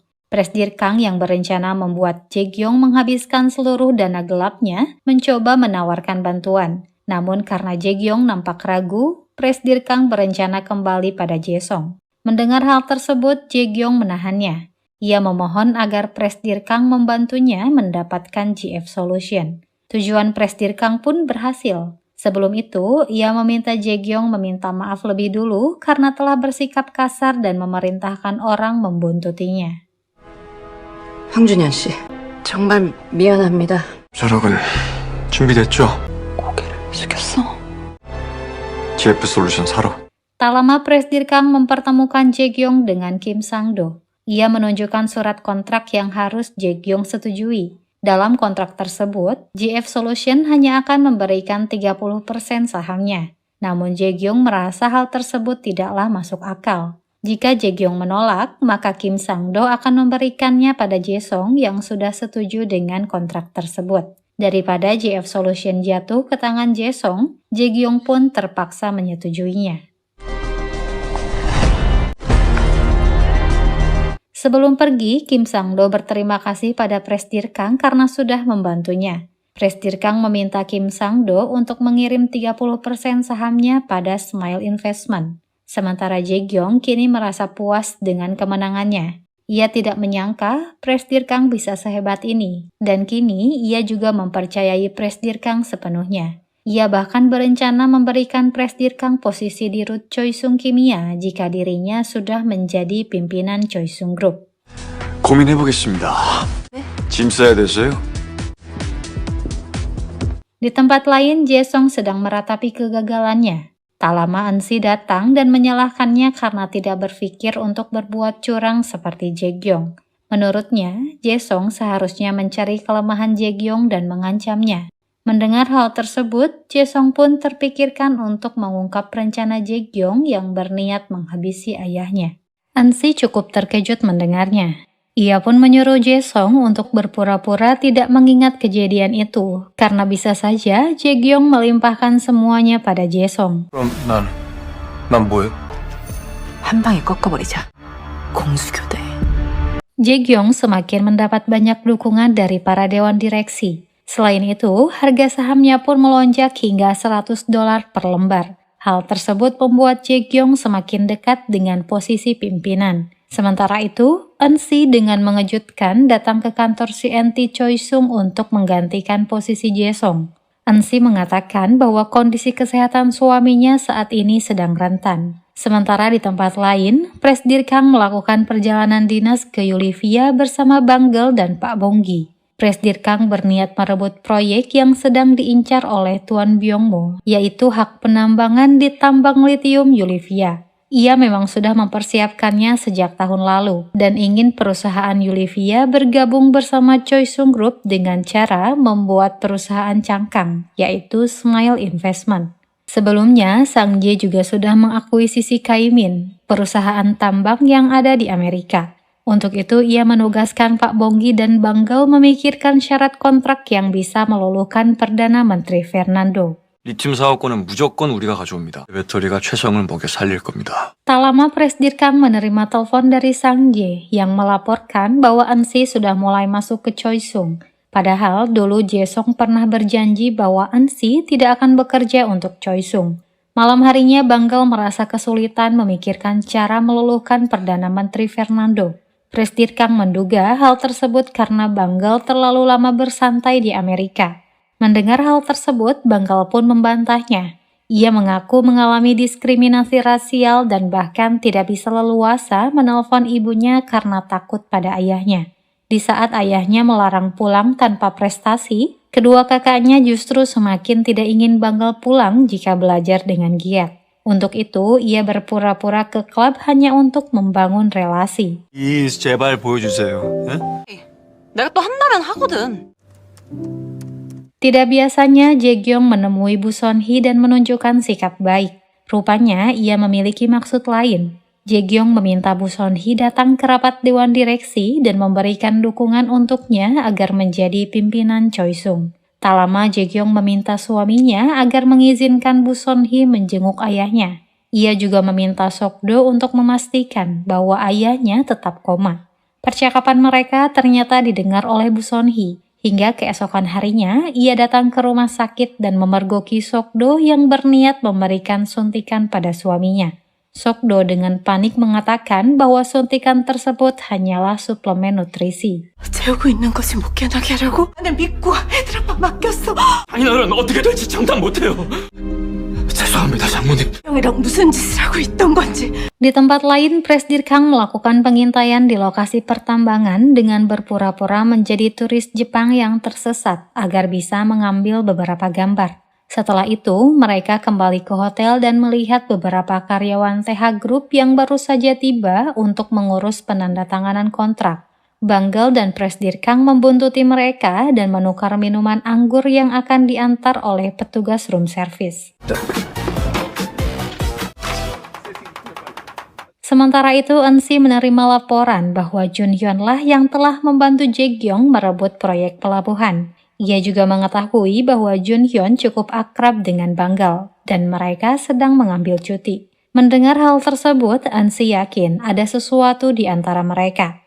Sementara itu, Presdir Kang berhasil membuat karyawan TH pingsan. Tak lama mereka menyalin dan mengambil beberapa berkas penting. Dari berkas-berkas tersebut mereka mengetahui bahwa Tuan Byung Mo sedang menipu Yulivia dengan memalsukan data kandungan litium. 야, 총리 지금 어디 있습니까? 나이장하고 저죠. Tak lama mereka datang ke pesta penandatanganan kontrak. Dalam pesta tersebut, Fernando mengumumkan bahwa TH akan berinvestasi sebanyak 300 juta dolar di pertambangan Yulivia. Tiba-tiba, Pak Bonggi membuat keributan dengan menumpahkan minuman pada surat kontrak yang akan mereka tanda tangani. Tak lama Presdir Kang muncul dan mengatakan bahwa surat kontrak tersebut sudah tidak akan diperlukan lagi. Banggel pun menunjukkan laporan internal TH yang membuktikan bahwa TH Group telah memalsukan data kandungan litium. Fernando pun seketika murka dan mengusir Tuan Byung Mo. 모함입니다. 군지도 모르는 놈들 말을 믿는 거. Con documentación más detallada. Fran de Yulivia tiene razón o no. ¿Qué esperan? ¡Sáquenlos! Banggel mengusulkan kerjasama dengan Smile Investment dengan 4,5% penjualan Konstrat. Namun sayangnya, Fernando tidak percaya begitu saja dan menyuruh anak buahnya menyeret mereka keluar. Banggel seketika teringat perkataan Presdir Kang bahwa dasar dari sebuah kontrak adalah uang. Ia pun mengusulkan agar Presdir Kang menyerahkan tambang Kaimin. Setelah mendapat izin dari Presdir Kang, Banggel pun kembali menawarkan kesepakatan. Para entablar una nueva amistad. Pensa mutua y salir ganando todos. Keesokan harinya mereka pun menandatangani kontrak kerjasama. Presdir Kang kini mengakui bahwa Banggel berhasil membuktikan bahwa dirinya benar-benar seekor angsa, bukan anak itik buruk rupa. Sementara itu, Tuan Byung Mo memeriksa rekaman CCTV saat Presdir Kang mengambil kontrak tambang dari para pegawainya. Ia memerintahkan anak buahnya untuk menangkap mereka. Sementara itu, saat tiba di Bandara Incheon, Banggel menerima telepon dari ibunya yang terdengar menangis. Presdir Kang yang juga mendengarnya seketika mengantar Banggel pulang untuk memeriksa keadaan istrinya. Setibanya di sana, mereka mendapati Bu Son-hee terkulai lemas. Sambil menangis, ia memberitahu Banggel bahwa Jae-gyong ternyata berniat menghabisi ayahnya. Ia merasa tidak berdaya untuk melawan Jae-gyong dan menyelamatkan suaminya. Presdir Kang mencoba menahan amarahnya mendengar hal tersebut. Ia pun menyuruh Banggel agar berhenti menyembunyikan identitasnya. Keesokan harinya, Jae-song terkejut melihat ibu tirinya datang ke kantor untuk menghadiri rapat. Dalam rapat tersebut, Jae-gyong dengan percaya diri meminta Bu Son-hee maju untuk menyampaikan dukungannya. Namun tak disangka, Bu Son-hee justru mengatakan bahwa dirinya menantang pelantikan Jae-gyong sebagai pimpinan Choi Sung. Ia yakin suaminya akan segera siuman karena dirinya sudah menemukan dokter ternama di bidang perawatan koma. Karena itu, ia meminta Sang Jae untuk tetap menjadi pimpinan sementara. Melihat Jae-gyong yang semakin berambisi pada suksesi, Sang Jae mengumumkan bahwa ia menemukan adanya bukti suntikan modal dari pihak luar yang membantu Jae-gyong mengakuisisi GF Solution. Untuk itu, Sang Jae merombak tim strategis dan memperkenalkan anggota timnya. Mereka adalah Pak Bonggi, Presdir Kang, dan Banggel sebagai ketua tim. Banggel memperkenalkan dirinya sebagai putri bungsu Presdir Kang hingga membuat para dewan direksi terkejut. 저런 미친 변달 부탁드립니다.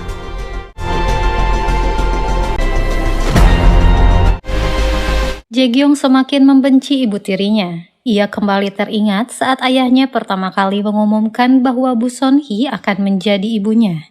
Ia menentang kehadiran Banggel, apalagi ayahnya terlihat menyayangi adik tirinya itu. Jae-gyong yakin bahwa sikap Bu Son-hee di depan dewan direksi tadi hanyalah demi uang. Untuk itu, Jae-gyong ingin Bu Son-hee menyebutkan nominal yang ia inginkan. Namun Bu Son-hee kini tidak akan tinggal diam terhadap sikap Jae-gyong. Ia menampar Jae-gyong dan mengatakan bahwa dirinya selama ini terlalu memanjakan Jae-gyong dan Jae-song dibanding Banggel. Setiap kali anak kembar itu bersikap tidak sopan, Bu Son-hee tidak berani menghukumnya karena khawatir mereka akan kecewa. 너라도 제대로 키워보려고. 어른은 나니까. 당신은 그냥 집사야. 내가 어떻게 하나. Pak Bonggi memastikan apakah Banggel memang putri bungsu Presdir Kang. Presdir Kang pun mengaku bahwa sebenarnya dirinya bukanlah putra bungsu Presdir Kang. Mendengar hal tersebut, Pak Bonggi seketika kesal karena Presdir Kang sudah menipunya. Tak lama mereka memeriksa ruangan sederhana yang akan mereka gunakan sebagai tim perencana strategi. Banggel mengatakan misi pertama mereka adalah mendapatkan rasa hormat dari setiap karyawan Choi Sung. Karena kemunculan Banggel dengan identitas yang sebenarnya akan membuat para karyawan memandangnya sebelah mata. Meskipun bagi Banggel, hal tersebut sudah biasa ia hadapi karena semenjak sekolah di Amerika, ia selalu menjadi sasaran perundungan nomor 1. Mendengar hal tersebut, Presdir Kang kembali teringat kejadian itu. Presdir Kang memang menugaskan orang untuk mengawasi Banggel di Amerika.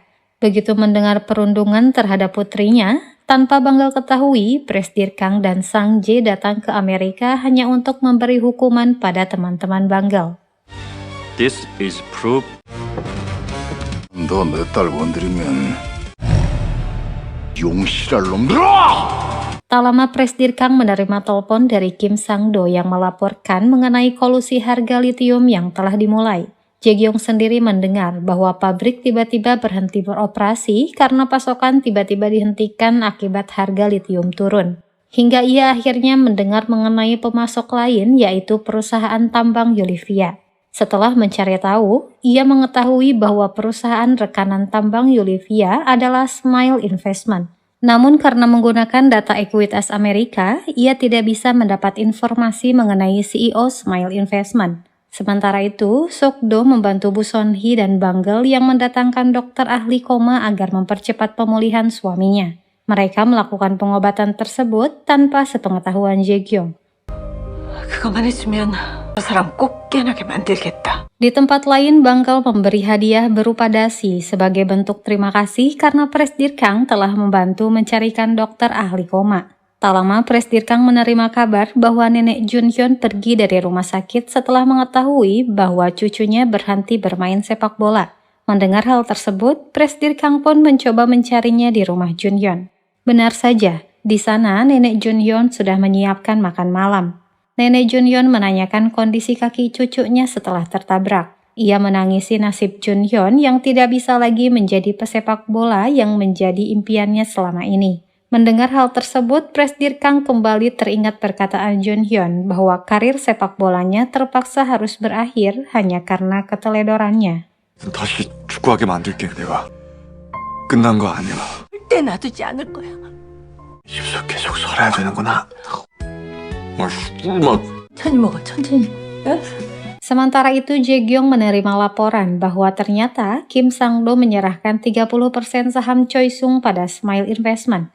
Ia juga mendapat bukti mengenai Presdir Kang yang hadir di jamuan Yulivia. Hal tersebut membuatnya kembali mencurigai Presdir Kang. Ia pun menemuinya untuk memastikan, namun ternyata Banggelah yang sudah menunggunya. Presdir Kang memasuki ruangan dan mengatakan bahwa mereka sudah mempersiapkan hal ini sejak lama. Karena Jae-gyong merasa ditipu, ia berniat mengadukan hal ini pada Dewan Direksi. Namun jika hal tersebut benar-benar dilakukan oleh Jae-gyong, maka Banggel juga akan mengungkapkan bahwa Jae-gyong membuat siren kapital untuk mengamankan dana gelapnya. 나 그 사이에 꽤 컸어. 황준현 씨. 잠깐 나랑 얘기 좀 할까? Jae-gyong kembali membujuk Presdir Kang agar memihaknya. Ia akan memastikan bahwa ayahnya tidak akan sadar sehingga dirinya lah yang akan menjadi pimpinan. Mendengar hal tersebut, Presdir Kang sempat diam untuk sesaat. Ia pun menceritakan bagaimana nenek Junhyun menangisi nasib cucunya hingga ia bertekad ingin menangkap pelaku yang menghancurkan masa depan cucunya. Untuk itu, ia menegaskan bahwa dirinya tidak akan pernah bisa bekerja sama dengan orang yang sudah menghancurkan karir sepak bolanya. 곧 다 받게 해줄 테니까. 과연 회장은 누가 될까? Keesokan harinya saat rapat, Banggel mengumumkan bahwa Smile Investment mengajukan kerjasama. Hal ini akan menjadi solusi atas masalah yang terjadi pada proyek yang sedang ditangani Jae-gyong. Untuk itu, ia meminta persetujuan Jae-gyong agar menandatangani kontrak dengan Smile Investment. Para dewan direksi mulai mengakui kehebatan Banggel. Hingga tak lama, Banggel memberitahu Presdir Kang dan Pak Bonggi bahwa dana 400 miliar dan 4% saham CNT milik Jae-gyong telah diserahkan pada Smile Investment.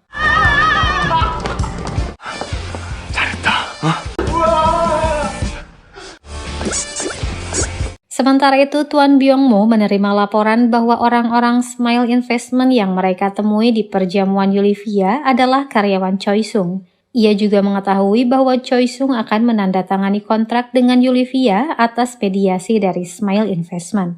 Tuan Byung-mo baru menyadari bahwa wanita yang ada di foto tersebut adalah Banggal. Ia yakin saat ini Jae-gyong juga merasakan kekalahan seperti dirinya hingga ia pun menemui Jae-gyong. Tuan Byung-mo menawarkan diri untuk membantu Jae-gyong menyingkirkan Banggal. Namun dengan syarat An-si harus menjadi dirut CNT menggantikan Jae-song. Namun sayangnya percakapan tersebut didengar oleh Jae-song sendiri. 내가 지어줌세. 방글에 강재성까지. 저희 아버지까지 정리해 주시는 건요? 이거 드디어 미쳤구나. Jae-gyong memasuki mobil, namun setelah beberapa lama, ia menyadari bahwa yang mengemudi adalah Jae-song. Jae-song kini mengerti alasan dirinya selalu kalah dari Jae-gyong adalah karena dirinya tidak sekejam Jae-gyong yang terus berusaha ingin menghabisi ayah dan saudara kembarnya sendiri.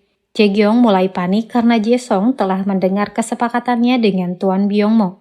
Ia pun mencoba membujuk Jae-song agar membicarakannya baik-baik. Namun Jae-song tetap akan mengungkap semua rencana jahat Jae-gyong. 나 회장 끊어내든지 죽이려던 것까지 이대로 죽든지.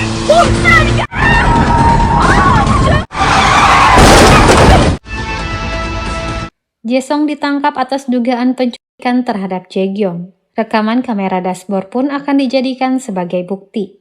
Di ruang interogasi, Jae-song mengatakan bahwa dirinya hanya berniat untuk menakut-nakuti adiknya. Hingga tak lama, Jae-gyong memasuki ruang interogasi dan berpura-pura terlihat lemah agar menunjukkan bahwa dirinya benar-benar korban. Ternyata sebelum Jae-gyong menemui Tuan Byung-mo, ia menyuruh sekretarisnya membocorkan pertemuan tersebut pada Jae-song. 기자들도 세팅하고 타이밍 맞춰서 경찰에 신고해. 강재정 사장 운전석에 탔습니다.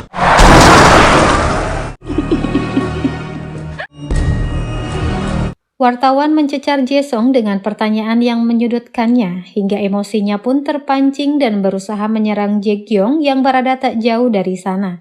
Tak lama Presdir Kang datang dan berusaha menyadarkan putranya yang mengamuk. 아버지, 강재경한테 졌어요. Untuk sesaat, Jae-song merasa sedang berhadapan dengan ayahnya. Ia menyadari kejahatannya pada ayahnya sendiri hingga ia pun meminta maaf dan merasa bahwa dirinya benar-benar anak yang tidak berguna. Presdir Kang hanya bisa terdiam melihat Jae-song yang kini dibawa ke kantor polisi. Ia sempat menitikan air mata melihat Jae-gyong yang entah sampai kapan akan terus dirasuki oleh keserakahan.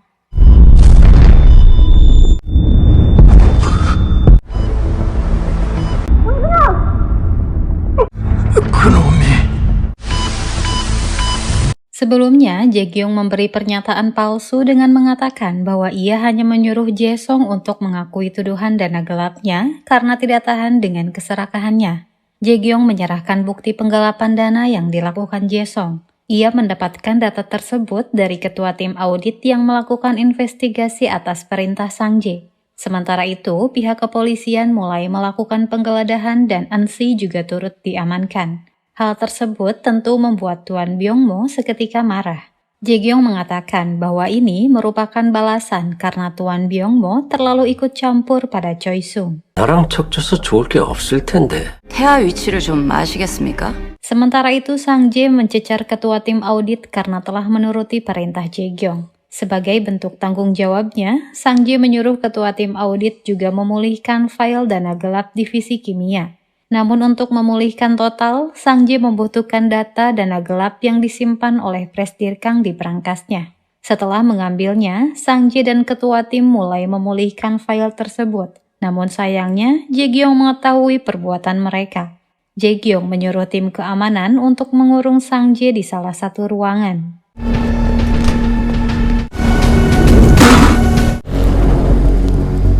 Dalam rapat direksi, Jae-gyong menyarankan untuk mengurangi jumlah karyawan CNT hingga 20% demi menstabilkan krisis yang dialami oleh CNT. karena dengan begitu biaya tetap akan turun. Jae-gyong ingin tim perencanaan strategis yang menangani PHK massal tersebut. Dengan suara pelan, Jae-gyong mengancam Presidir Kang bahwa ia akan membubarkan tim perencanaan strategis dan menyerahkan Sang Jae ke kejaksaan jika Presidir Kang menolak melakukan PHK. 해야죠. 역시 패기가 좋아. 부디 온몸으로 물산 살려봐요. 황준영! Tuan Byung-mo menelpon Jae-gyong dan memintanya membebaskan An-si. Namun Jae-gyong meminta Tuan Byung-mo meminta maaf padanya lebih dulu, lalu menyerahkan saham Choi-sung CNT atas nama samaran yang Tuan Byung-mo miliki. Sementara itu, Banggel dan Pak Bonggi mempermasalahkan keputusan Presidir Kang yang bersedia mem-PHK para karyawan. Presidir Kang mengatakan jika mereka sampai dibubarkan, maka mereka tidak akan bisa melawan Jae-gyong. 식솔부터 정리하는 게 수순인 거 잘 아시잖아. 대의를 위한 희생이야, 이건. 나는 못해. 나는 절대 못해. Malam harinya Banggel heran melihat An-si telah bebas dan pulang bersama Jae-gyong.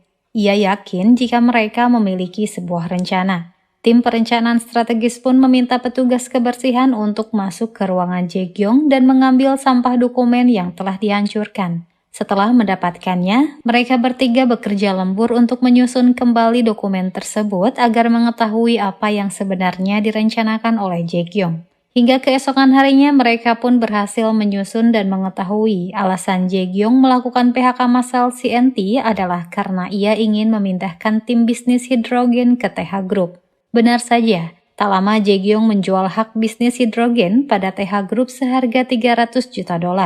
Tindakan mereka dinilai memperkuat posisi dalam suksesi perusahaan. 그러면 꽤나 섭섭해하겠어. Sebenarnya Jae-gyong merasa telah merebut kembali haknya atas bisnis hidrogen dari CNT. Dulu, Presidir Kang memerintahkannya menyerahkan bisnis tersebut pada Jae-sung. Presidir Kang mengatakan keputusan ini diambil demi kebaikan grup. Setibanya di kantor, ia melihat Presidir Kang sudah menunggunya. Presidir Kang sudah bisa menebak bahwa PHK massal hanyalah kedok untuk berpihak pada TH. Jae-gyong mengatakan bahwa ia mempelajari siasat ini dari ayahnya yang ingin mendukung Jae-sung. Sejak kecil, ia iri karena ayahnya selalu memberikan semua yang terbaik pada Jae-sung. Hingga suatu ketika, ia nekat menggunting harpa pemberian ayahnya untuk Jae-sung. Presidir Kang mengetahui perbuatan Jae-gyong, namun ia tidak memarahinya sama sekali. Sejak saat itu, Jae-gyong mengerti bahwa ayahnya ingin mengajarkan dirinya agar bisa menang dengan cara apapun. Mendengar hal tersebut, Presidir Kang menyadari jika Jae-gyong telah salah memahami sikapnya. Dulu, ia sengaja berpura-pura tidak tahu agar Jae-gyong tidak terluka. 괴물로 만들었어. 최성은 이미 내 거거든. 다시 내 밑으로 와. Presidir Kang termenung. Ternyata selama ini dirinya lah yang sudah menjadikan Jae-gyong seperti monster. Ia merasa Choi-sung kini benar-benar runtuh. Tak lama ia menerima pesan dari Banggel yang mengatakan bahwa dirinya telah menemukan Sang Jae. Banggel sendiri mendapat informasi tersebut dari para petugas kebersihan yang tak sengaja melihat Sang Jae saat membersihkan ruangan. Akhirnya Banggel dan Pak Bonggi pun menyamar menjadi petugas kebersihan untuk membebaskan Sang Jae.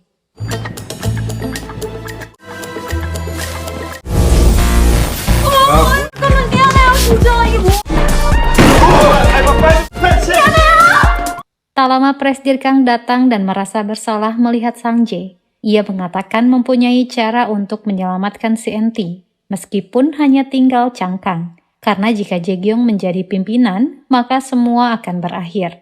Cara satu-satunya adalah membebaskan Jae-sung dan membuat pimpinan Choi-sung seolah dalang dari dana gelapnya. Dengan saham milik Jae-sung, maka CNT akan terselamatkan. Sang Jae menentangnya karena hal tersebut akan menodai kehormatan Presidir Kang sendiri. Banggel seketika memukul Presidir Kang karena ia sudah berani mengorbankan ayahnya. 인생을 바닥으로 만들어? 너 같은 새끼가 그렇게 함부로 되는 사람아! 지혜비 싫어하는 줄 알았더니 주체가 강용호 회장이 되는 거야. 여기서 날 죽여도 내 답은 하나야. 한 번만 감고 네 아버지 팔아. Keesokan harinya Banggel menemui Jae-sung dan memberitahukan rencana mereka. Namun Banggel menegaskan, ia mencoreng nama baik ayahnya bukan untuk menyelamatkan Jae-sung, melainkan membantu ayahnya menyelamatkan Choi-sung. Sebagai gantinya, Jae-sung hanya perlu melakukan apapun yang Banggel perintahkan. Hingga keesokan harinya, Jae-sung hadir dalam rapat direksi hingga membuat Jae-kyung terkejut. Banggal dan Presdir Kang menunjukkan pernyataan Sang Jae di hadapan para wartawan dan mengatakan bahwa dana gelap atas nama Jae-sung adalah perintah dari Presdir Kang sendiri. Sang Jae mengaku telah menyerahkan bukti terkait pada kejaksaan. 왜 자격으로 검찰 조사받게 된다고 불구속 수사로 전환됐답니다. Malam harinya Jae-kyung datang ke rumah sakit dan masuk ke bangsal ayahnya. Kyung-soo yang mengetahui hal tersebut seketika melaporkannya pada Presdir Kang. Namun tiba-tiba Presdir Kang merasakan sakit di kepalanya tepat saat selang oksigen yang dipasang pada tubuh Jun-hyun terputus. Hingga tak lama, Presdir Kang pun tumbang.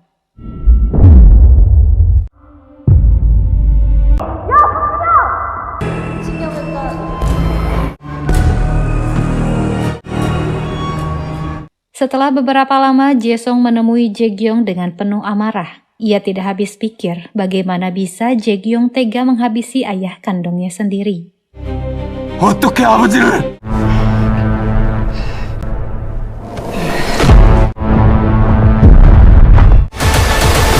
Presdir Kang mendapat pertolongan di rumah sakit hingga tak lama ia pun kembali tersadar. Sementara itu, Banggal terpaku melihat ibunya menangisi kematian ayahnya. Sokdo menyatakan bahwa ayahnya telah meninggal dunia. Banggal masih tidak percaya bahwa ayahnya benar-benar pergi meninggalkannya. Tak lama Presdir Kang datang menghentikan Sokdo yang berniat memindahkan Jun-hyun ke ruang jenazah. 할 수 있는 건 다 해봐야지. 그쪽 상관없는 사람이잖아. 고인을 더 엿보지 마시죠. Di tempat lain, Jae-kyung mencoba mempengaruhi Jae-sung bahwa tindakannya kali ini justru akan menyelamatkan mereka. Karena jika ayah mereka sadar kembali, mereka berdua akan diperiksa habis-habisan. Jae-kyung mengatakan bahwa ia hanya mengikuti wasiat ayahnya yang meminta mereka melindungi Choi-sung apapun yang terjadi.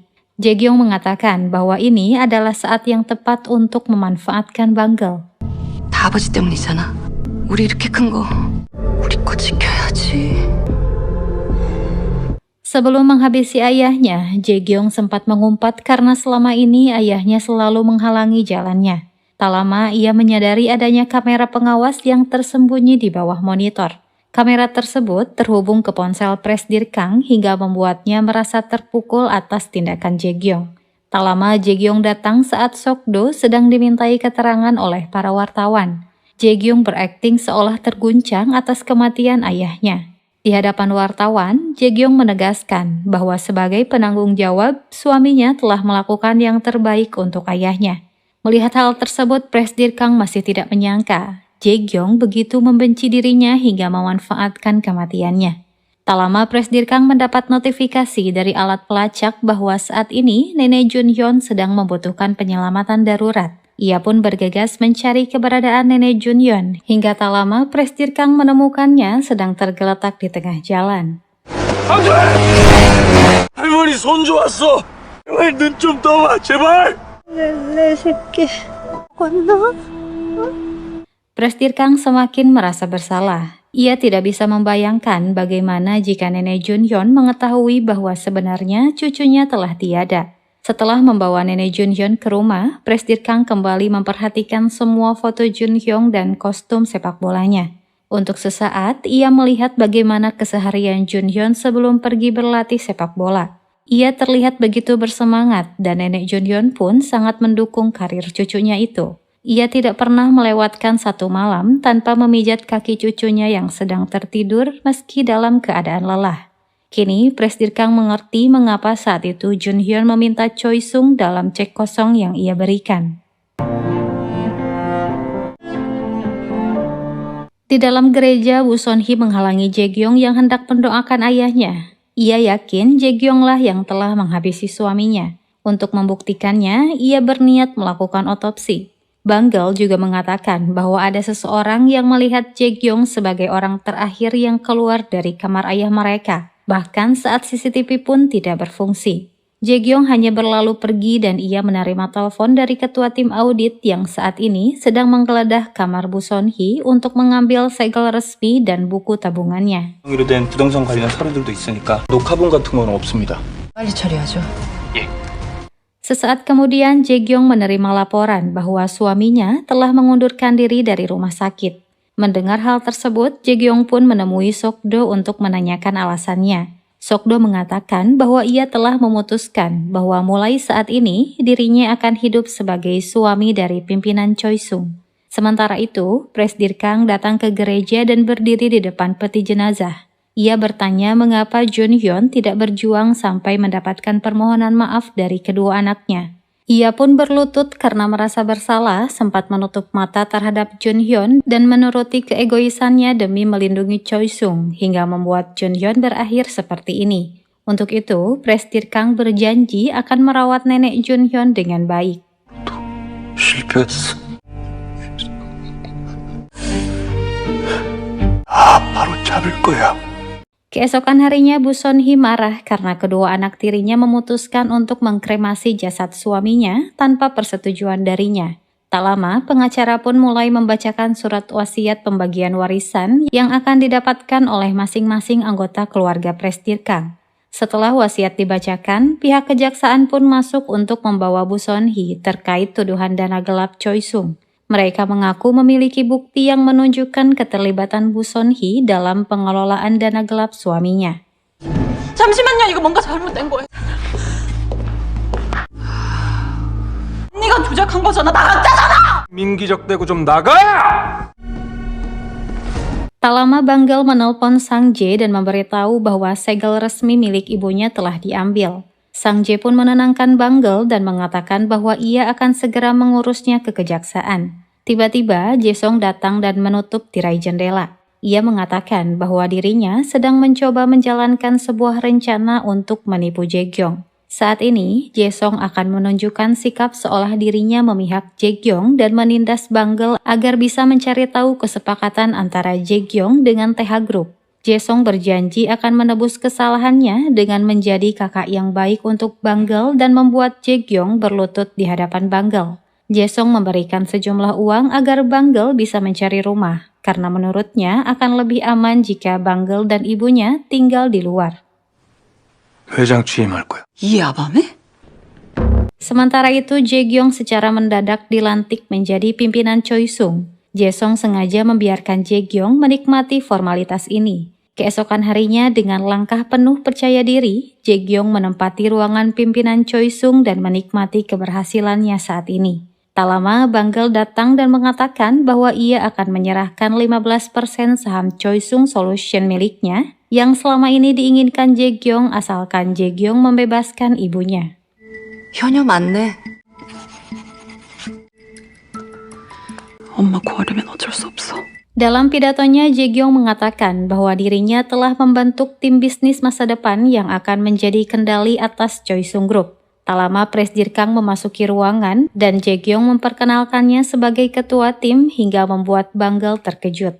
Ternyata setelah pelantikan selesai, Presdir Kang sempat menemui Jae-gyong dan menyatakan bahwa ia akan memihaknya.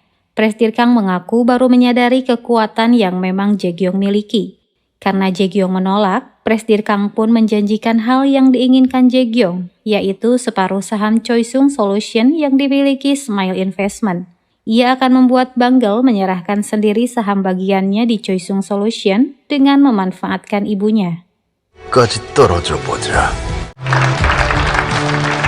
무슨 짓을 꾸민 거야? Tak lama Banggel menemui Presdir Kang dan meminta penjelasan. Presdir Kang mengatakan bahwa keputusan yang ia ambil tidak ada hubungannya dengan Banggel, sehingga dirinya tidak perlu menjelaskan apapun padanya. Yang ia butuhkan selama ini hanyalah masa depan yang cerah. Untuk itu, ia memilih berada di pihak Jae-gyong. Presdir Kang juga memberitahukan bahwa Banggel bersama Pak Bonggi dan Sang Jae telah dimutasi ke departemen lain. Mendengar hal tersebut, Banggel tiba-tiba menyadari bahwa Presdir Kang lah yang membuat ibunya ditahan agar menyerahkan saham Choi-sung Solution pada Jae-gyong. 힘도 없는 건 너니까 내 탓하지 마.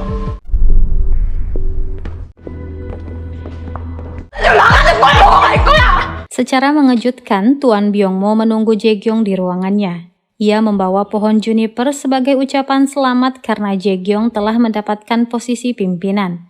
Presdir Kang pun memperkenalkan diri sebagai ketua tim bisnis masa depan. Tuan Byung-mo seolah ingin mengingatkan Jae-kyung bahwa posisi yang ia dapatkan saat ini mendapatkan campur tangan darinya. Tak lama Presdir Kang mengantar Tuan Byung-mo keluar. Tuan Byung-mo sempat mendengar dari Eun-si bahwa pria di depannya ini bukanlah orang biasa. Presdir Kang sendiri memanfaatkan kesempatan ini untuk menarik perhatian Tuan Byung-mo dengan menyebutkan kebiasaan yang sering ia lakukan. Mengetahui bahwa Presdir Kang mencari tahu mengenai latar belakangnya, Tuan Byung-mo pun semakin percaya dengan ucapan Eun-si. 언제든 편하게 연락 주십시오. 2명의 주인을 섬겼는데 3명은 못할까요? Sang Jae menemui Presdir Kang dan menanyakan alasan ia menyerahkan saham Choisung Solution pada Jae-kyung. Namun bukannya menjawab, Presdir Kang justru meminta Sang Jae mengirim Banggel dan ibunya ke luar negeri. Karena ia tidak tahu apa yang akan Jae-kyung lakukan pada mereka ke depannya. Namun keesokan harinya Presdir Kang justru dibuat terkejut oleh Banggel yang menyewa rumah di samping rumahnya. Banggel sengaja menyewa rumah di sana untuk mencari informasi mengenai rencana Presdir Kang yang sebenarnya. Keesokan harinya, Sang Jae melaporkan rekaman CCTV rumah sakit yang dihentikan sementara karena adanya pemeriksaan. Penanggung jawabnya adalah staf bernama Ham Do-ho yang sudah beberapa hari ini tidak masuk kerja.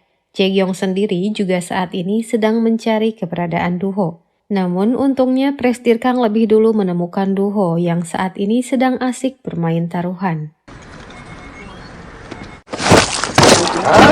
뭐 사과만 하면 되는 줄 알아 진짜. 이라도 좀 어쩐다.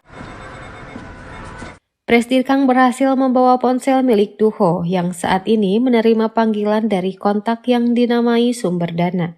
Presdir Kang sendiri menduga jika kontak tersebut adalah sekretaris Jae-kyung. Untuk membuktikannya, ia pun mengirim pesan pada kontak tersebut untuk mengajak bertemu di bawah jembatan Sehwa dan meminta uang $500.000. Namun setibanya di lokasi, Presdir Kang heran karena yang datang justru adalah sekretaris Tuan Byung-mo. Kini ia menyadari bahwa Byung-mo terlibat dalam kematian Junyeon.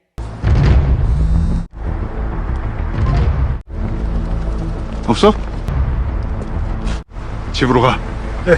Presdir Kang yakin Jae-kyung tidak mungkin mau bekerja sama dengan Tuan Byung-mo kecuali sedang diancam. Presdir Kang yakin bahwa Tuan Byung-mo mengetahui jika Jae-kyung telah menghabisi ayahnya. Byung-mo berusaha menangkap Do-ho untuk mendapatkan rekaman CCTV rumah sakit.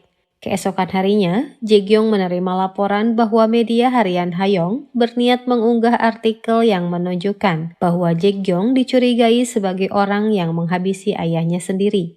Tak lama Jae-kyung menemui Tuan Byung-mo yang mengajaknya bertemu. Tuan Byung-mo mendesak Jae-kyung agar menyerahkan proyek teknologi inti hidrogen padanya tanpa sisa pembayaran. Jika tidak, maka ia akan membuat media harian Hayoung benar-benar mengunggah artikel mengenai Jae-kyung. Jae-kyung sendiri memutuskan untuk tidak meladeni Tuan Byung-mo. Namun Byung-mo menunjukkan rekaman suara Jae-song yang menceritakan pada Eun-si bagaimana Jae-kyung berniat menghabisi ayahnya dengan bantal. Jae-kyung memperingatkan Byung-mo agar tidak asal menuduh dan ia menegaskan bahwa ayahnya masih hidup saat dirinya keluar dari rumah sakit. Tak lama Do-ho diseret masuk dan ia pun dihabisi di hadapan Jae-kyung.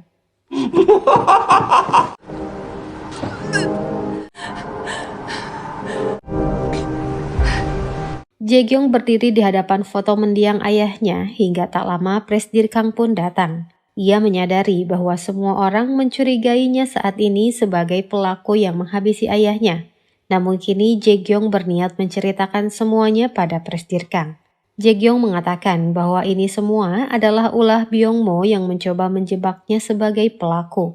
Jae-kyung menegaskan bahwa dirinya sama sekali tidak menghabisi ayahnya. Namun jika dirinya melaporkan Byung-mo pada polisi, maka dirinya lah yang akan dirugikan. Untuk itu Jae-kyung harus menemukan bukti lebih dulu bahwa Byung-mo memang menghabisi ayahnya. Mendengar hal tersebut, Presdir Kang menawarkan diri untuk mencari bukti tersebut. 증인도 죽였고 전 회장님과 끝까지 간다고 전부 다 알려주시죠. Hal mengenai Tuan Byung-mo juga diketahui oleh Jae-song dan Banggel. Mereka berdua lantas pergi ke kediaman Byung-mo untuk mencari bukti yang mungkin dimiliki oleh Tuan Byung-mo untuk mengancam Jae-gyong. Tak lama mereka menemukan surat perjanjian antara Jae-gyong dengan Byung-mo yang bersedia memberi dana tambahan terkait penjualan hidrogen. Mendengar Tuan Byung-mo yang akan segera datang, Jae-sung dan Banggal pun bergegas pergi. Tak lama mereka melihat Presdir Kang datang untuk berbicara dengan Byung-mo. Presdir Kang menunjukkan kesungguhan bahwa dirinya akan menjadikan Byung-mo sebagai tuannya karena posisi Jae-gyong pun saat ini sedang terancam. Presdir Kang akan membuktikan kesetiaannya dengan menyerahkan teknologi hidrogen. 회장님이 아버지 죽인 진범이라고. 강재경 말 믿지도 않지만 내가 여기까지 어떻게 왔는데 도와야 할 이유가 있습니까? 그거 강재경 씨였어요?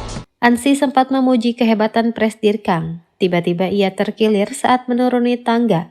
Ansi mengatakan padahal rasa sakit di kakinya hampir hilang. Seketika Presdir Kang mencurigainya saat teringat pengakuan Kyung-soo yang mengatakan bahwa Jae-gyong keluar dari rumah sakit menggunakan tangga darurat, padahal lift tidak dalam keadaan macet. Presdir Kang yakin orang yang Kyung-soo lihat menuju tangga darurat bukanlah Jae-gyong. Kemungkinan besar setelah Jae-gyong pergi menggunakan lift, Ansi masuk ke kamar ayah mertuanya dengan menggunakan pakaian yang sama dengan Jae-gyong. Ia melepaskan selang oksigen dan sempat terkilir saat menuruni tangga darurat. 나한테 였구나. 나를 죽인 게. Keesokan harinya Banggal menerima telepon dari ibunya. Menurut informasi dari nenek Junhyun, malam ini Presdir Kang akan pergi ke komplek hidrogen Daesan. Benar saja, Presdir Kang berniat mengambil data proyek hidrogen untuk Tuan Byung-mo. Namun tiba-tiba ia kembali merasakan sakit kepala yang sama. Ia tidak mengerti mengapa rasa sakit itu masih datang padahal Junhyun telah tewas. Tak lama ia menerima telepon dari Sang Jae yang melaporkan bahwa Banggal berada di sana. Tiba-tiba Banggal pun muncul di belakang Presdir Kang dan mencoba menghentikan perbuatannya. Namun sekretaris Byung-mo mendorongnya dengan sangat keras hingga kepalanya berdarah. 미쳤어!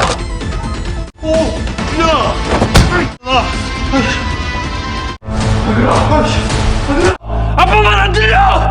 Sementara itu di tempat lain, Sok-do datang ke suatu tempat di pegunungan dengan membawa peralatan medis. Hal yang mengejutkan, ternyata di tempat tersebut, ia bersama Jae-sung menyembunyikan Junhyun yang masih hidup. 걸고 아버지 깨어나시게. 아버지, 살려주세요! 조금만 더 힘을 내세요. Ternyata sebelum Ansi menyuntikkan obat tidur dalam dosis tinggi, tak lama setelah ia pergi, Sok-do datang dan berusaha untuk menyelamatkan mertuanya itu. Untungnya, Junhyun masih bisa terselamatkan. Sok-do sempat menyembunyikan suntikan yang dipakai Ansi karena ia pikir yang melakukannya adalah Jae-gyong. Agar istrinya tidak dicurigai, Sok-do membawa Junhyun ke ruang jenazah untuk memberikan detoksifikasi. Tiba-tiba Jae-sung datang dan mencurigai Sok-do yang mungkin bersekongkol dengan Jae-gyong. Namun Sok-do justru ingin menyelamatkan ayah mertuanya. Setelah denyut nadinya kembali normal, Jae-sung pun terpikirkan untuk menyembunyikan ayahnya agar tidak diganggu oleh Jae-gyong. Ia meminta Sok-do untuk meyakinkan Jae-gyong bahwa ayahnya telah tewas. 가서 네 마누라 비위 맞춰줘. 노릇 제대로 해야지. Sementara itu, Banggal akhirnya mendapat perawatan medis karena mengalami sedikit robekan di kepalanya. Banggal bertanya alasan Presdir Kang menyuruhnya menyingkir dari masalah ini. Padahal ini semua adalah urusan keluarganya. Presdir Kang mengatakan bahwa ia hanya tidak ingin Banggal dan ibunya berada dalam bahaya hanya karena ingin balas dendam. Presdir Kang memberitahukan bahwa dirinya sedang memforensik ponsel milik Duho untuk memastikan bahwa Ansilah yang telah menghabisi ayah Banggal. Banggal cukup terkejut mendengarnya. Mereka pun akhirnya sepakat untuk bersama-sama membalas dendam pada orang-orang yang telah menghabisi ayahnya. 이 새끼부터 죽여놓자. Tak lama Banggal memberitahu Jae-sung bahwa Ansilah yang telah menghabisi ayah mereka. Mendengar hal tersebut, Jae-sung sangat terpukul. Ia tidak menyangka orang yang berniat menghabisi ayahnya adalah istrinya sendiri. Ia merasa bersalah karena dulu tidak mendengarkan ucapan ayahnya mengenai Ansi. Keesokan harinya, Jae-gyong sengaja memecat Eun-si dan hal tersebut tentu membuatnya murka. Jae-gyong melakukan hal tersebut setelah Presdir Kang melaporkan bahwa dirinya telah menggeledah rumah Duho dan menemukan ponsel yang berisi video hasil forensik. Eun-si yang tidak terima meminta Presdir Harian Hayong untuk mengunggah mengenai Jae-gyong tanpa persetujuan Tuan Byung-mo. 눌러버렸어. 일단 수면제 놓으려다가 Akhirnya setelah berita tersebut tersebar, Jae-gyong mengadakan konferensi pers dan meluruskan bahwa ada pihak tertentu dan memanfaatkan kematian ayahnya untuk mengancam dirinya. Tak lama Jae-gyong memutar bukti rekaman CCTV yang sebenarnya, namun ia masih menyembunyikan wajah Eun-si. Sementara itu, Tuan Byung-mo mendapat laporan bahwa berkas teknologi hidrogen yang Presdir Kang berikan adalah palsu. Tak lama ia dan Eun-si menemui Jae-gyong yang memintanya menyerahkan TH Energy. Jika tidak, ia akan memperlihatkan wajah pelaku yang telah menghabisi ayahnya. Tuan Byung-mo terkejut karena Presdir Kang juga mengetahui mengenai dana gelapnya di Singapura. Kini posisinya semakin terdesak. Ia mengatakan akan mempertimbangkan permintaan Jae-gyong asalkan ia tetap menutupi kematian ayahnya. Tuan Byung-mo sempat bertanya pada Presdir Kang dari mana ia mendapatkan berkas dana gelapnya. Dulu, Byung-mo sempat bertanya pada Presdir Kang mengenai tempat yang aman untuk menyimpan dana gelap di luar negeri. Tanpa Tuan Byung-mo ketahui, Presdir Kang menyimpan salinan dokumen rincian dana gelap Byung-mo. Kini, dokumen tersebut bisa ia gunakan sebagai senjata untuk menjatuhkan Byung-mo. Sementara itu, Bu Son-hee menemui Sok-do dan menitipkan makanan untuk cucunya. Ia sempat heran melihat banyaknya alat medis yang dibawa Sok-do, padahal Sok-do sudah mengundurkan diri dari rumah sakit. Untuk itu, malam harinya Bu Son-hee membuntuti Sok-do sampai ke villa. Bu Son-hee menerobos masuk dan terkejut mendapati suaminya masih bernyawa. Jae-song meminta maaf karena telah menyembunyikan ayahnya. Ia hanya tidak ingin hal buruk terjadi pada ayahnya. Bu Son-hee seketika berterima kasih pada Jae-song karena sudah menyelamatkan ayahnya. Jae-song memastikan akan membuat ayahnya kembali siuman. Sementara itu, Presdir Kang membawa Eun-si ke Singapura untuk mengurus dana gelap Tuan Byung-mo. Eun-si harus mengirim dana gelap tersebut ke perusahaan cangkang yang telah Presdir Kang siapkan. Tak lama, Banggel muncul dan membuat Eun-si terkejut. Rupanya, selama ini Presdir Kang bukan memihak Jae-gyong, melainkan Banggel. Eun-si berniat memberitahu ayahnya, namun Banggel mengatakan bahwa saat ini ayahnya sedang mengalami kesulitan. Rupanya, Jae-song telah menyebarkan rekaman CCTV yang menunjukkan jelas wajah Eun-si. Eun-si kini menyadari, mereka sengaja membawanya ke luar negeri agar Eun-si ditangkap di negara asing tanpa bisa berkutik. Banggel mengatakan bahwa Tuan Byung-mo kemungkinan akan lebih memilih menyelamatkan TH daripada putrinya sendiri. Benar saja, saat Eun-si menelpon, Tuan Byung-mo malah menyuruhnya untuk kabur ke Florida. Ia sudah yakin bahwa penyelidikan ini akan berakhir tanpa hasil. 알아들었어? 했던 소리를 간절하기도 하네. Sementara itu, Jae-gyong heran mengapa Presdir Kang merilis video Eun-si tanpa berdiskusi dengan dirinya. Tak lama Tuan Byung-mo menemui Jae-gyong di hadapan para karyawan Choi Sung. Ia meminta maaf atas perbuatan putrinya dan berjanji akan menyeret Eun-si ke kantor polisi agar mendapatkan hukuman yang setimpal. Tiba-tiba, petugas kepolisian datang untuk membawa Tuan Byung-mo setelah Pak Bong-gi menyerahkan file dana gelapnya ke unit investigasi anti korupsi. Selain itu, Tuan Byung-mo juga terbukti sebagai dalang atas tewasnya Duho. Rupanya, sebuah kamera terpasang pada kacamata yang dipakai Duho. Presdir Kang mengubah file tersebut menjadi rekaman suara dan menyerahkannya pada polisi. Setibanya di Korea, Presdir Kang didatangi beberapa anak buah Tuan Byung-mo. Mereka memukul Presdir Kang hingga tak sadarkan diri dan dibawa ke suatu tempat. Tak lama Tuan Byung-mo datang. Presdir Kang tidak menduga, ternyata besannya itu akan keluar dengan cepat. Tuan Byung-mo heran bagaimana bisa tatapan mata hingga cara bicara pria yang ada di depannya itu persis dengan besannya. Presdir Kang mengaku bahwa dirinya memang Presdir Kang Yoho, orang yang telah dihabisi olehnya. Kebencian Tuan Byungmo pun semakin memuncak hingga ia memukuli Presdir Kang. Bersamaan dengan itu, Junhyun pun memberikan reaksi. Rupanya, pukulan di kepala yang Byungmo berikan pada Presdir Kang membuat jiwanya kembali ke tubuh asalnya. Presdir Kang tidak lagi berhadapan dengan Byungmo, melainkan Sokdo.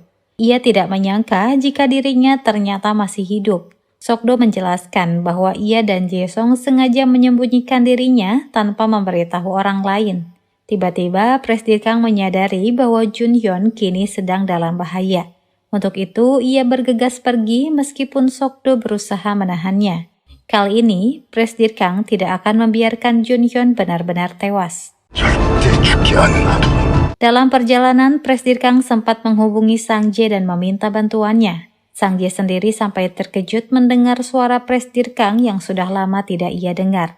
Sementara itu, Junhyun heran mendapati dirinya tiba-tiba dalam keadaan terikat. Setelah Byungmo memerintahkan anak buahnya untuk membuang Junhyun, ia pun pergi, dan Junhyun mencoba melawan mereka sebisa mungkin dan melarikan diri. Hingga tak lama, Presdir Kang pun berhasil menemukannya. Presdir Kang bertanya bagaimana bisa Junhyun menyelamatkan diri. Junhyun mengatakan jika dirinya merasa tidak adil jika harus tewas begitu saja tanpa menerima permintaan maaf yang pantas. Presdir Kang pun seketika meminta maaf atas sikap sombongnya pada Junhyun terakhir kali. Meskipun dalam keadaan koma, namun Junhyun masih memiliki semua ingatannya. Ia mengetahui dengan pasti bahwa yang menabraknya adalah Jae-kyung dan Jae-sung. Untuk itu, Junhyun harus memastikan mereka mendapat hukuman yang setimpal. Presdir Kang menyetujui perkataan Junhyun. Untuk itu, ia meminta Junhyun melakukan hal yang ia perintahkan. 이미 강제경이 잡을 준비. Tak lama Junhyun menemui Jae-kyung dan mengatakan bahwa dirinya tidak lagi memihak Jae-kyung. Ia menunjukkan cek yang dulu ia isi dan meminta kompensasi atas hidupnya yang telah Jae-kyung hancurkan. Setelah itu, Junhyun kembali menemui Presdir Kang. Semua yang ia katakan pada Jae-kyung merupakan perintah dari Presdir Kang sendiri. Sementara itu, Byungmo kembali ditangkap atas kejahatannya pada Junhyun. Sebelum polisi menggiringnya, Jae-sung mengatakan bahwa An-si sempat menelpon dan mengatakan bahwa ia akan menyerahkan diri, dan semua ini adalah perintah ayahnya. Tak berselang lama, Jae-sung menerima telepon dari Sokdo yang mengabarkan bahwa ayahnya telah sadar, namun ia terburu-buru pergi. 그럼 어디 계시는데? Sementara itu, Junhyun menemui Banggal yang sangat mengkhawatirkannya. Selama dirinya koma, Banggal selalu menyempatkan diri mengobrol agar ayahnya bisa kembali sadar. Junhyun mendengarkan segala hal yang Banggal ceritakan mengenai dirinya.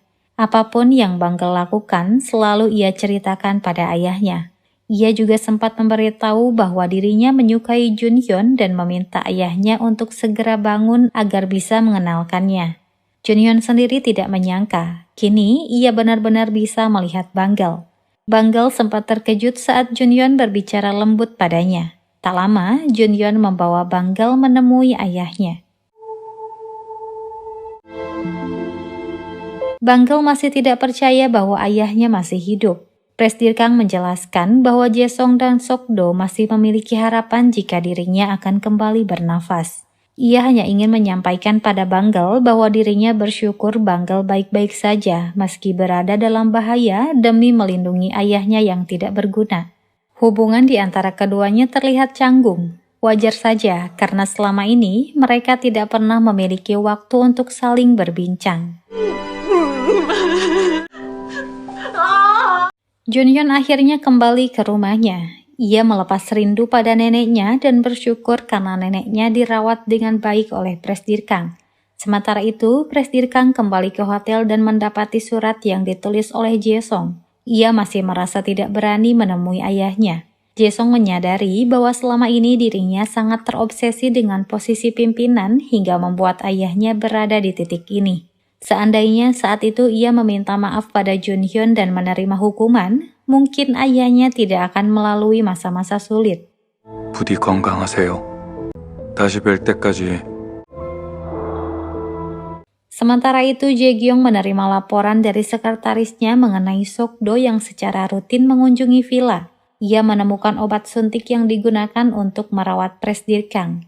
Mendengar hal tersebut, Jae-gyong yakin jika ayahnya masih hidup. Sekretarisnya juga melaporkan bahwa Sang Jae akan mengadakan rapat darurat dengan agenda pemecatan pimpinan.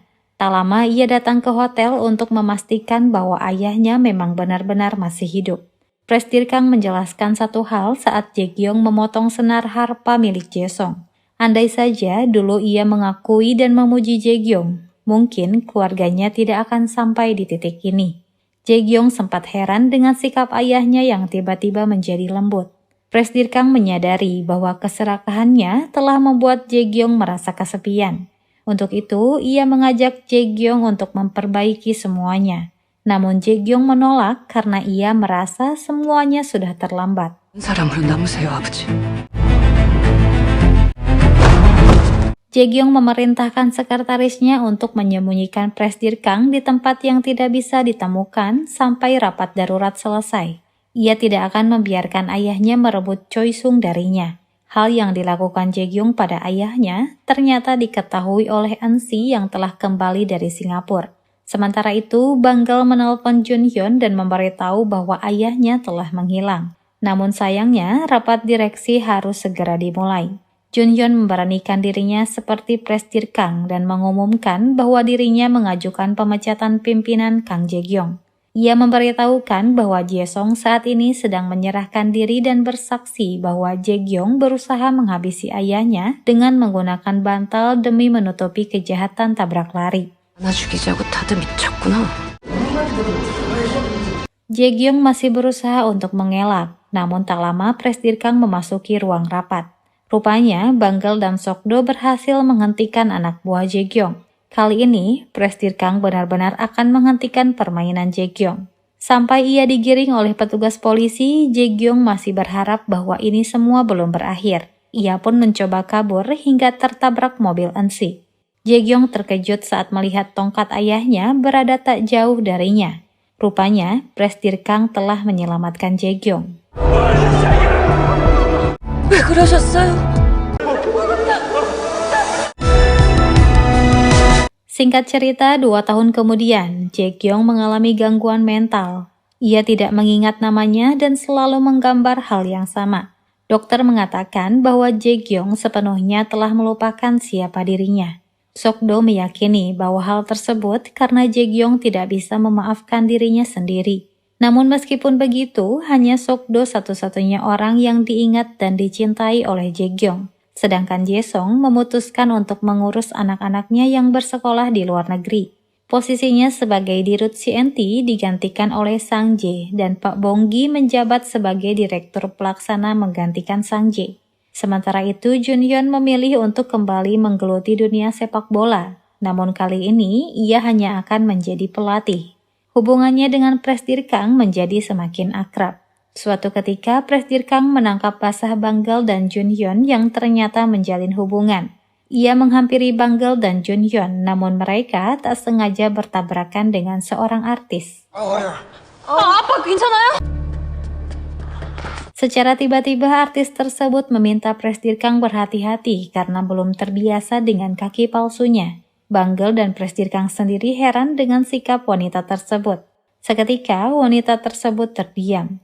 Rupanya jiwanya telah tertukar dengan Jun-hyun. Jun-hyun tidak percaya. Lagi-lagi ia mengalami pertukaran jiwa. Tak lama Jun-hyun dibawa oleh rombongan artis tersebut. Namun artis tersebut tidak terima dan berusaha mengambil kembali tubuhnya.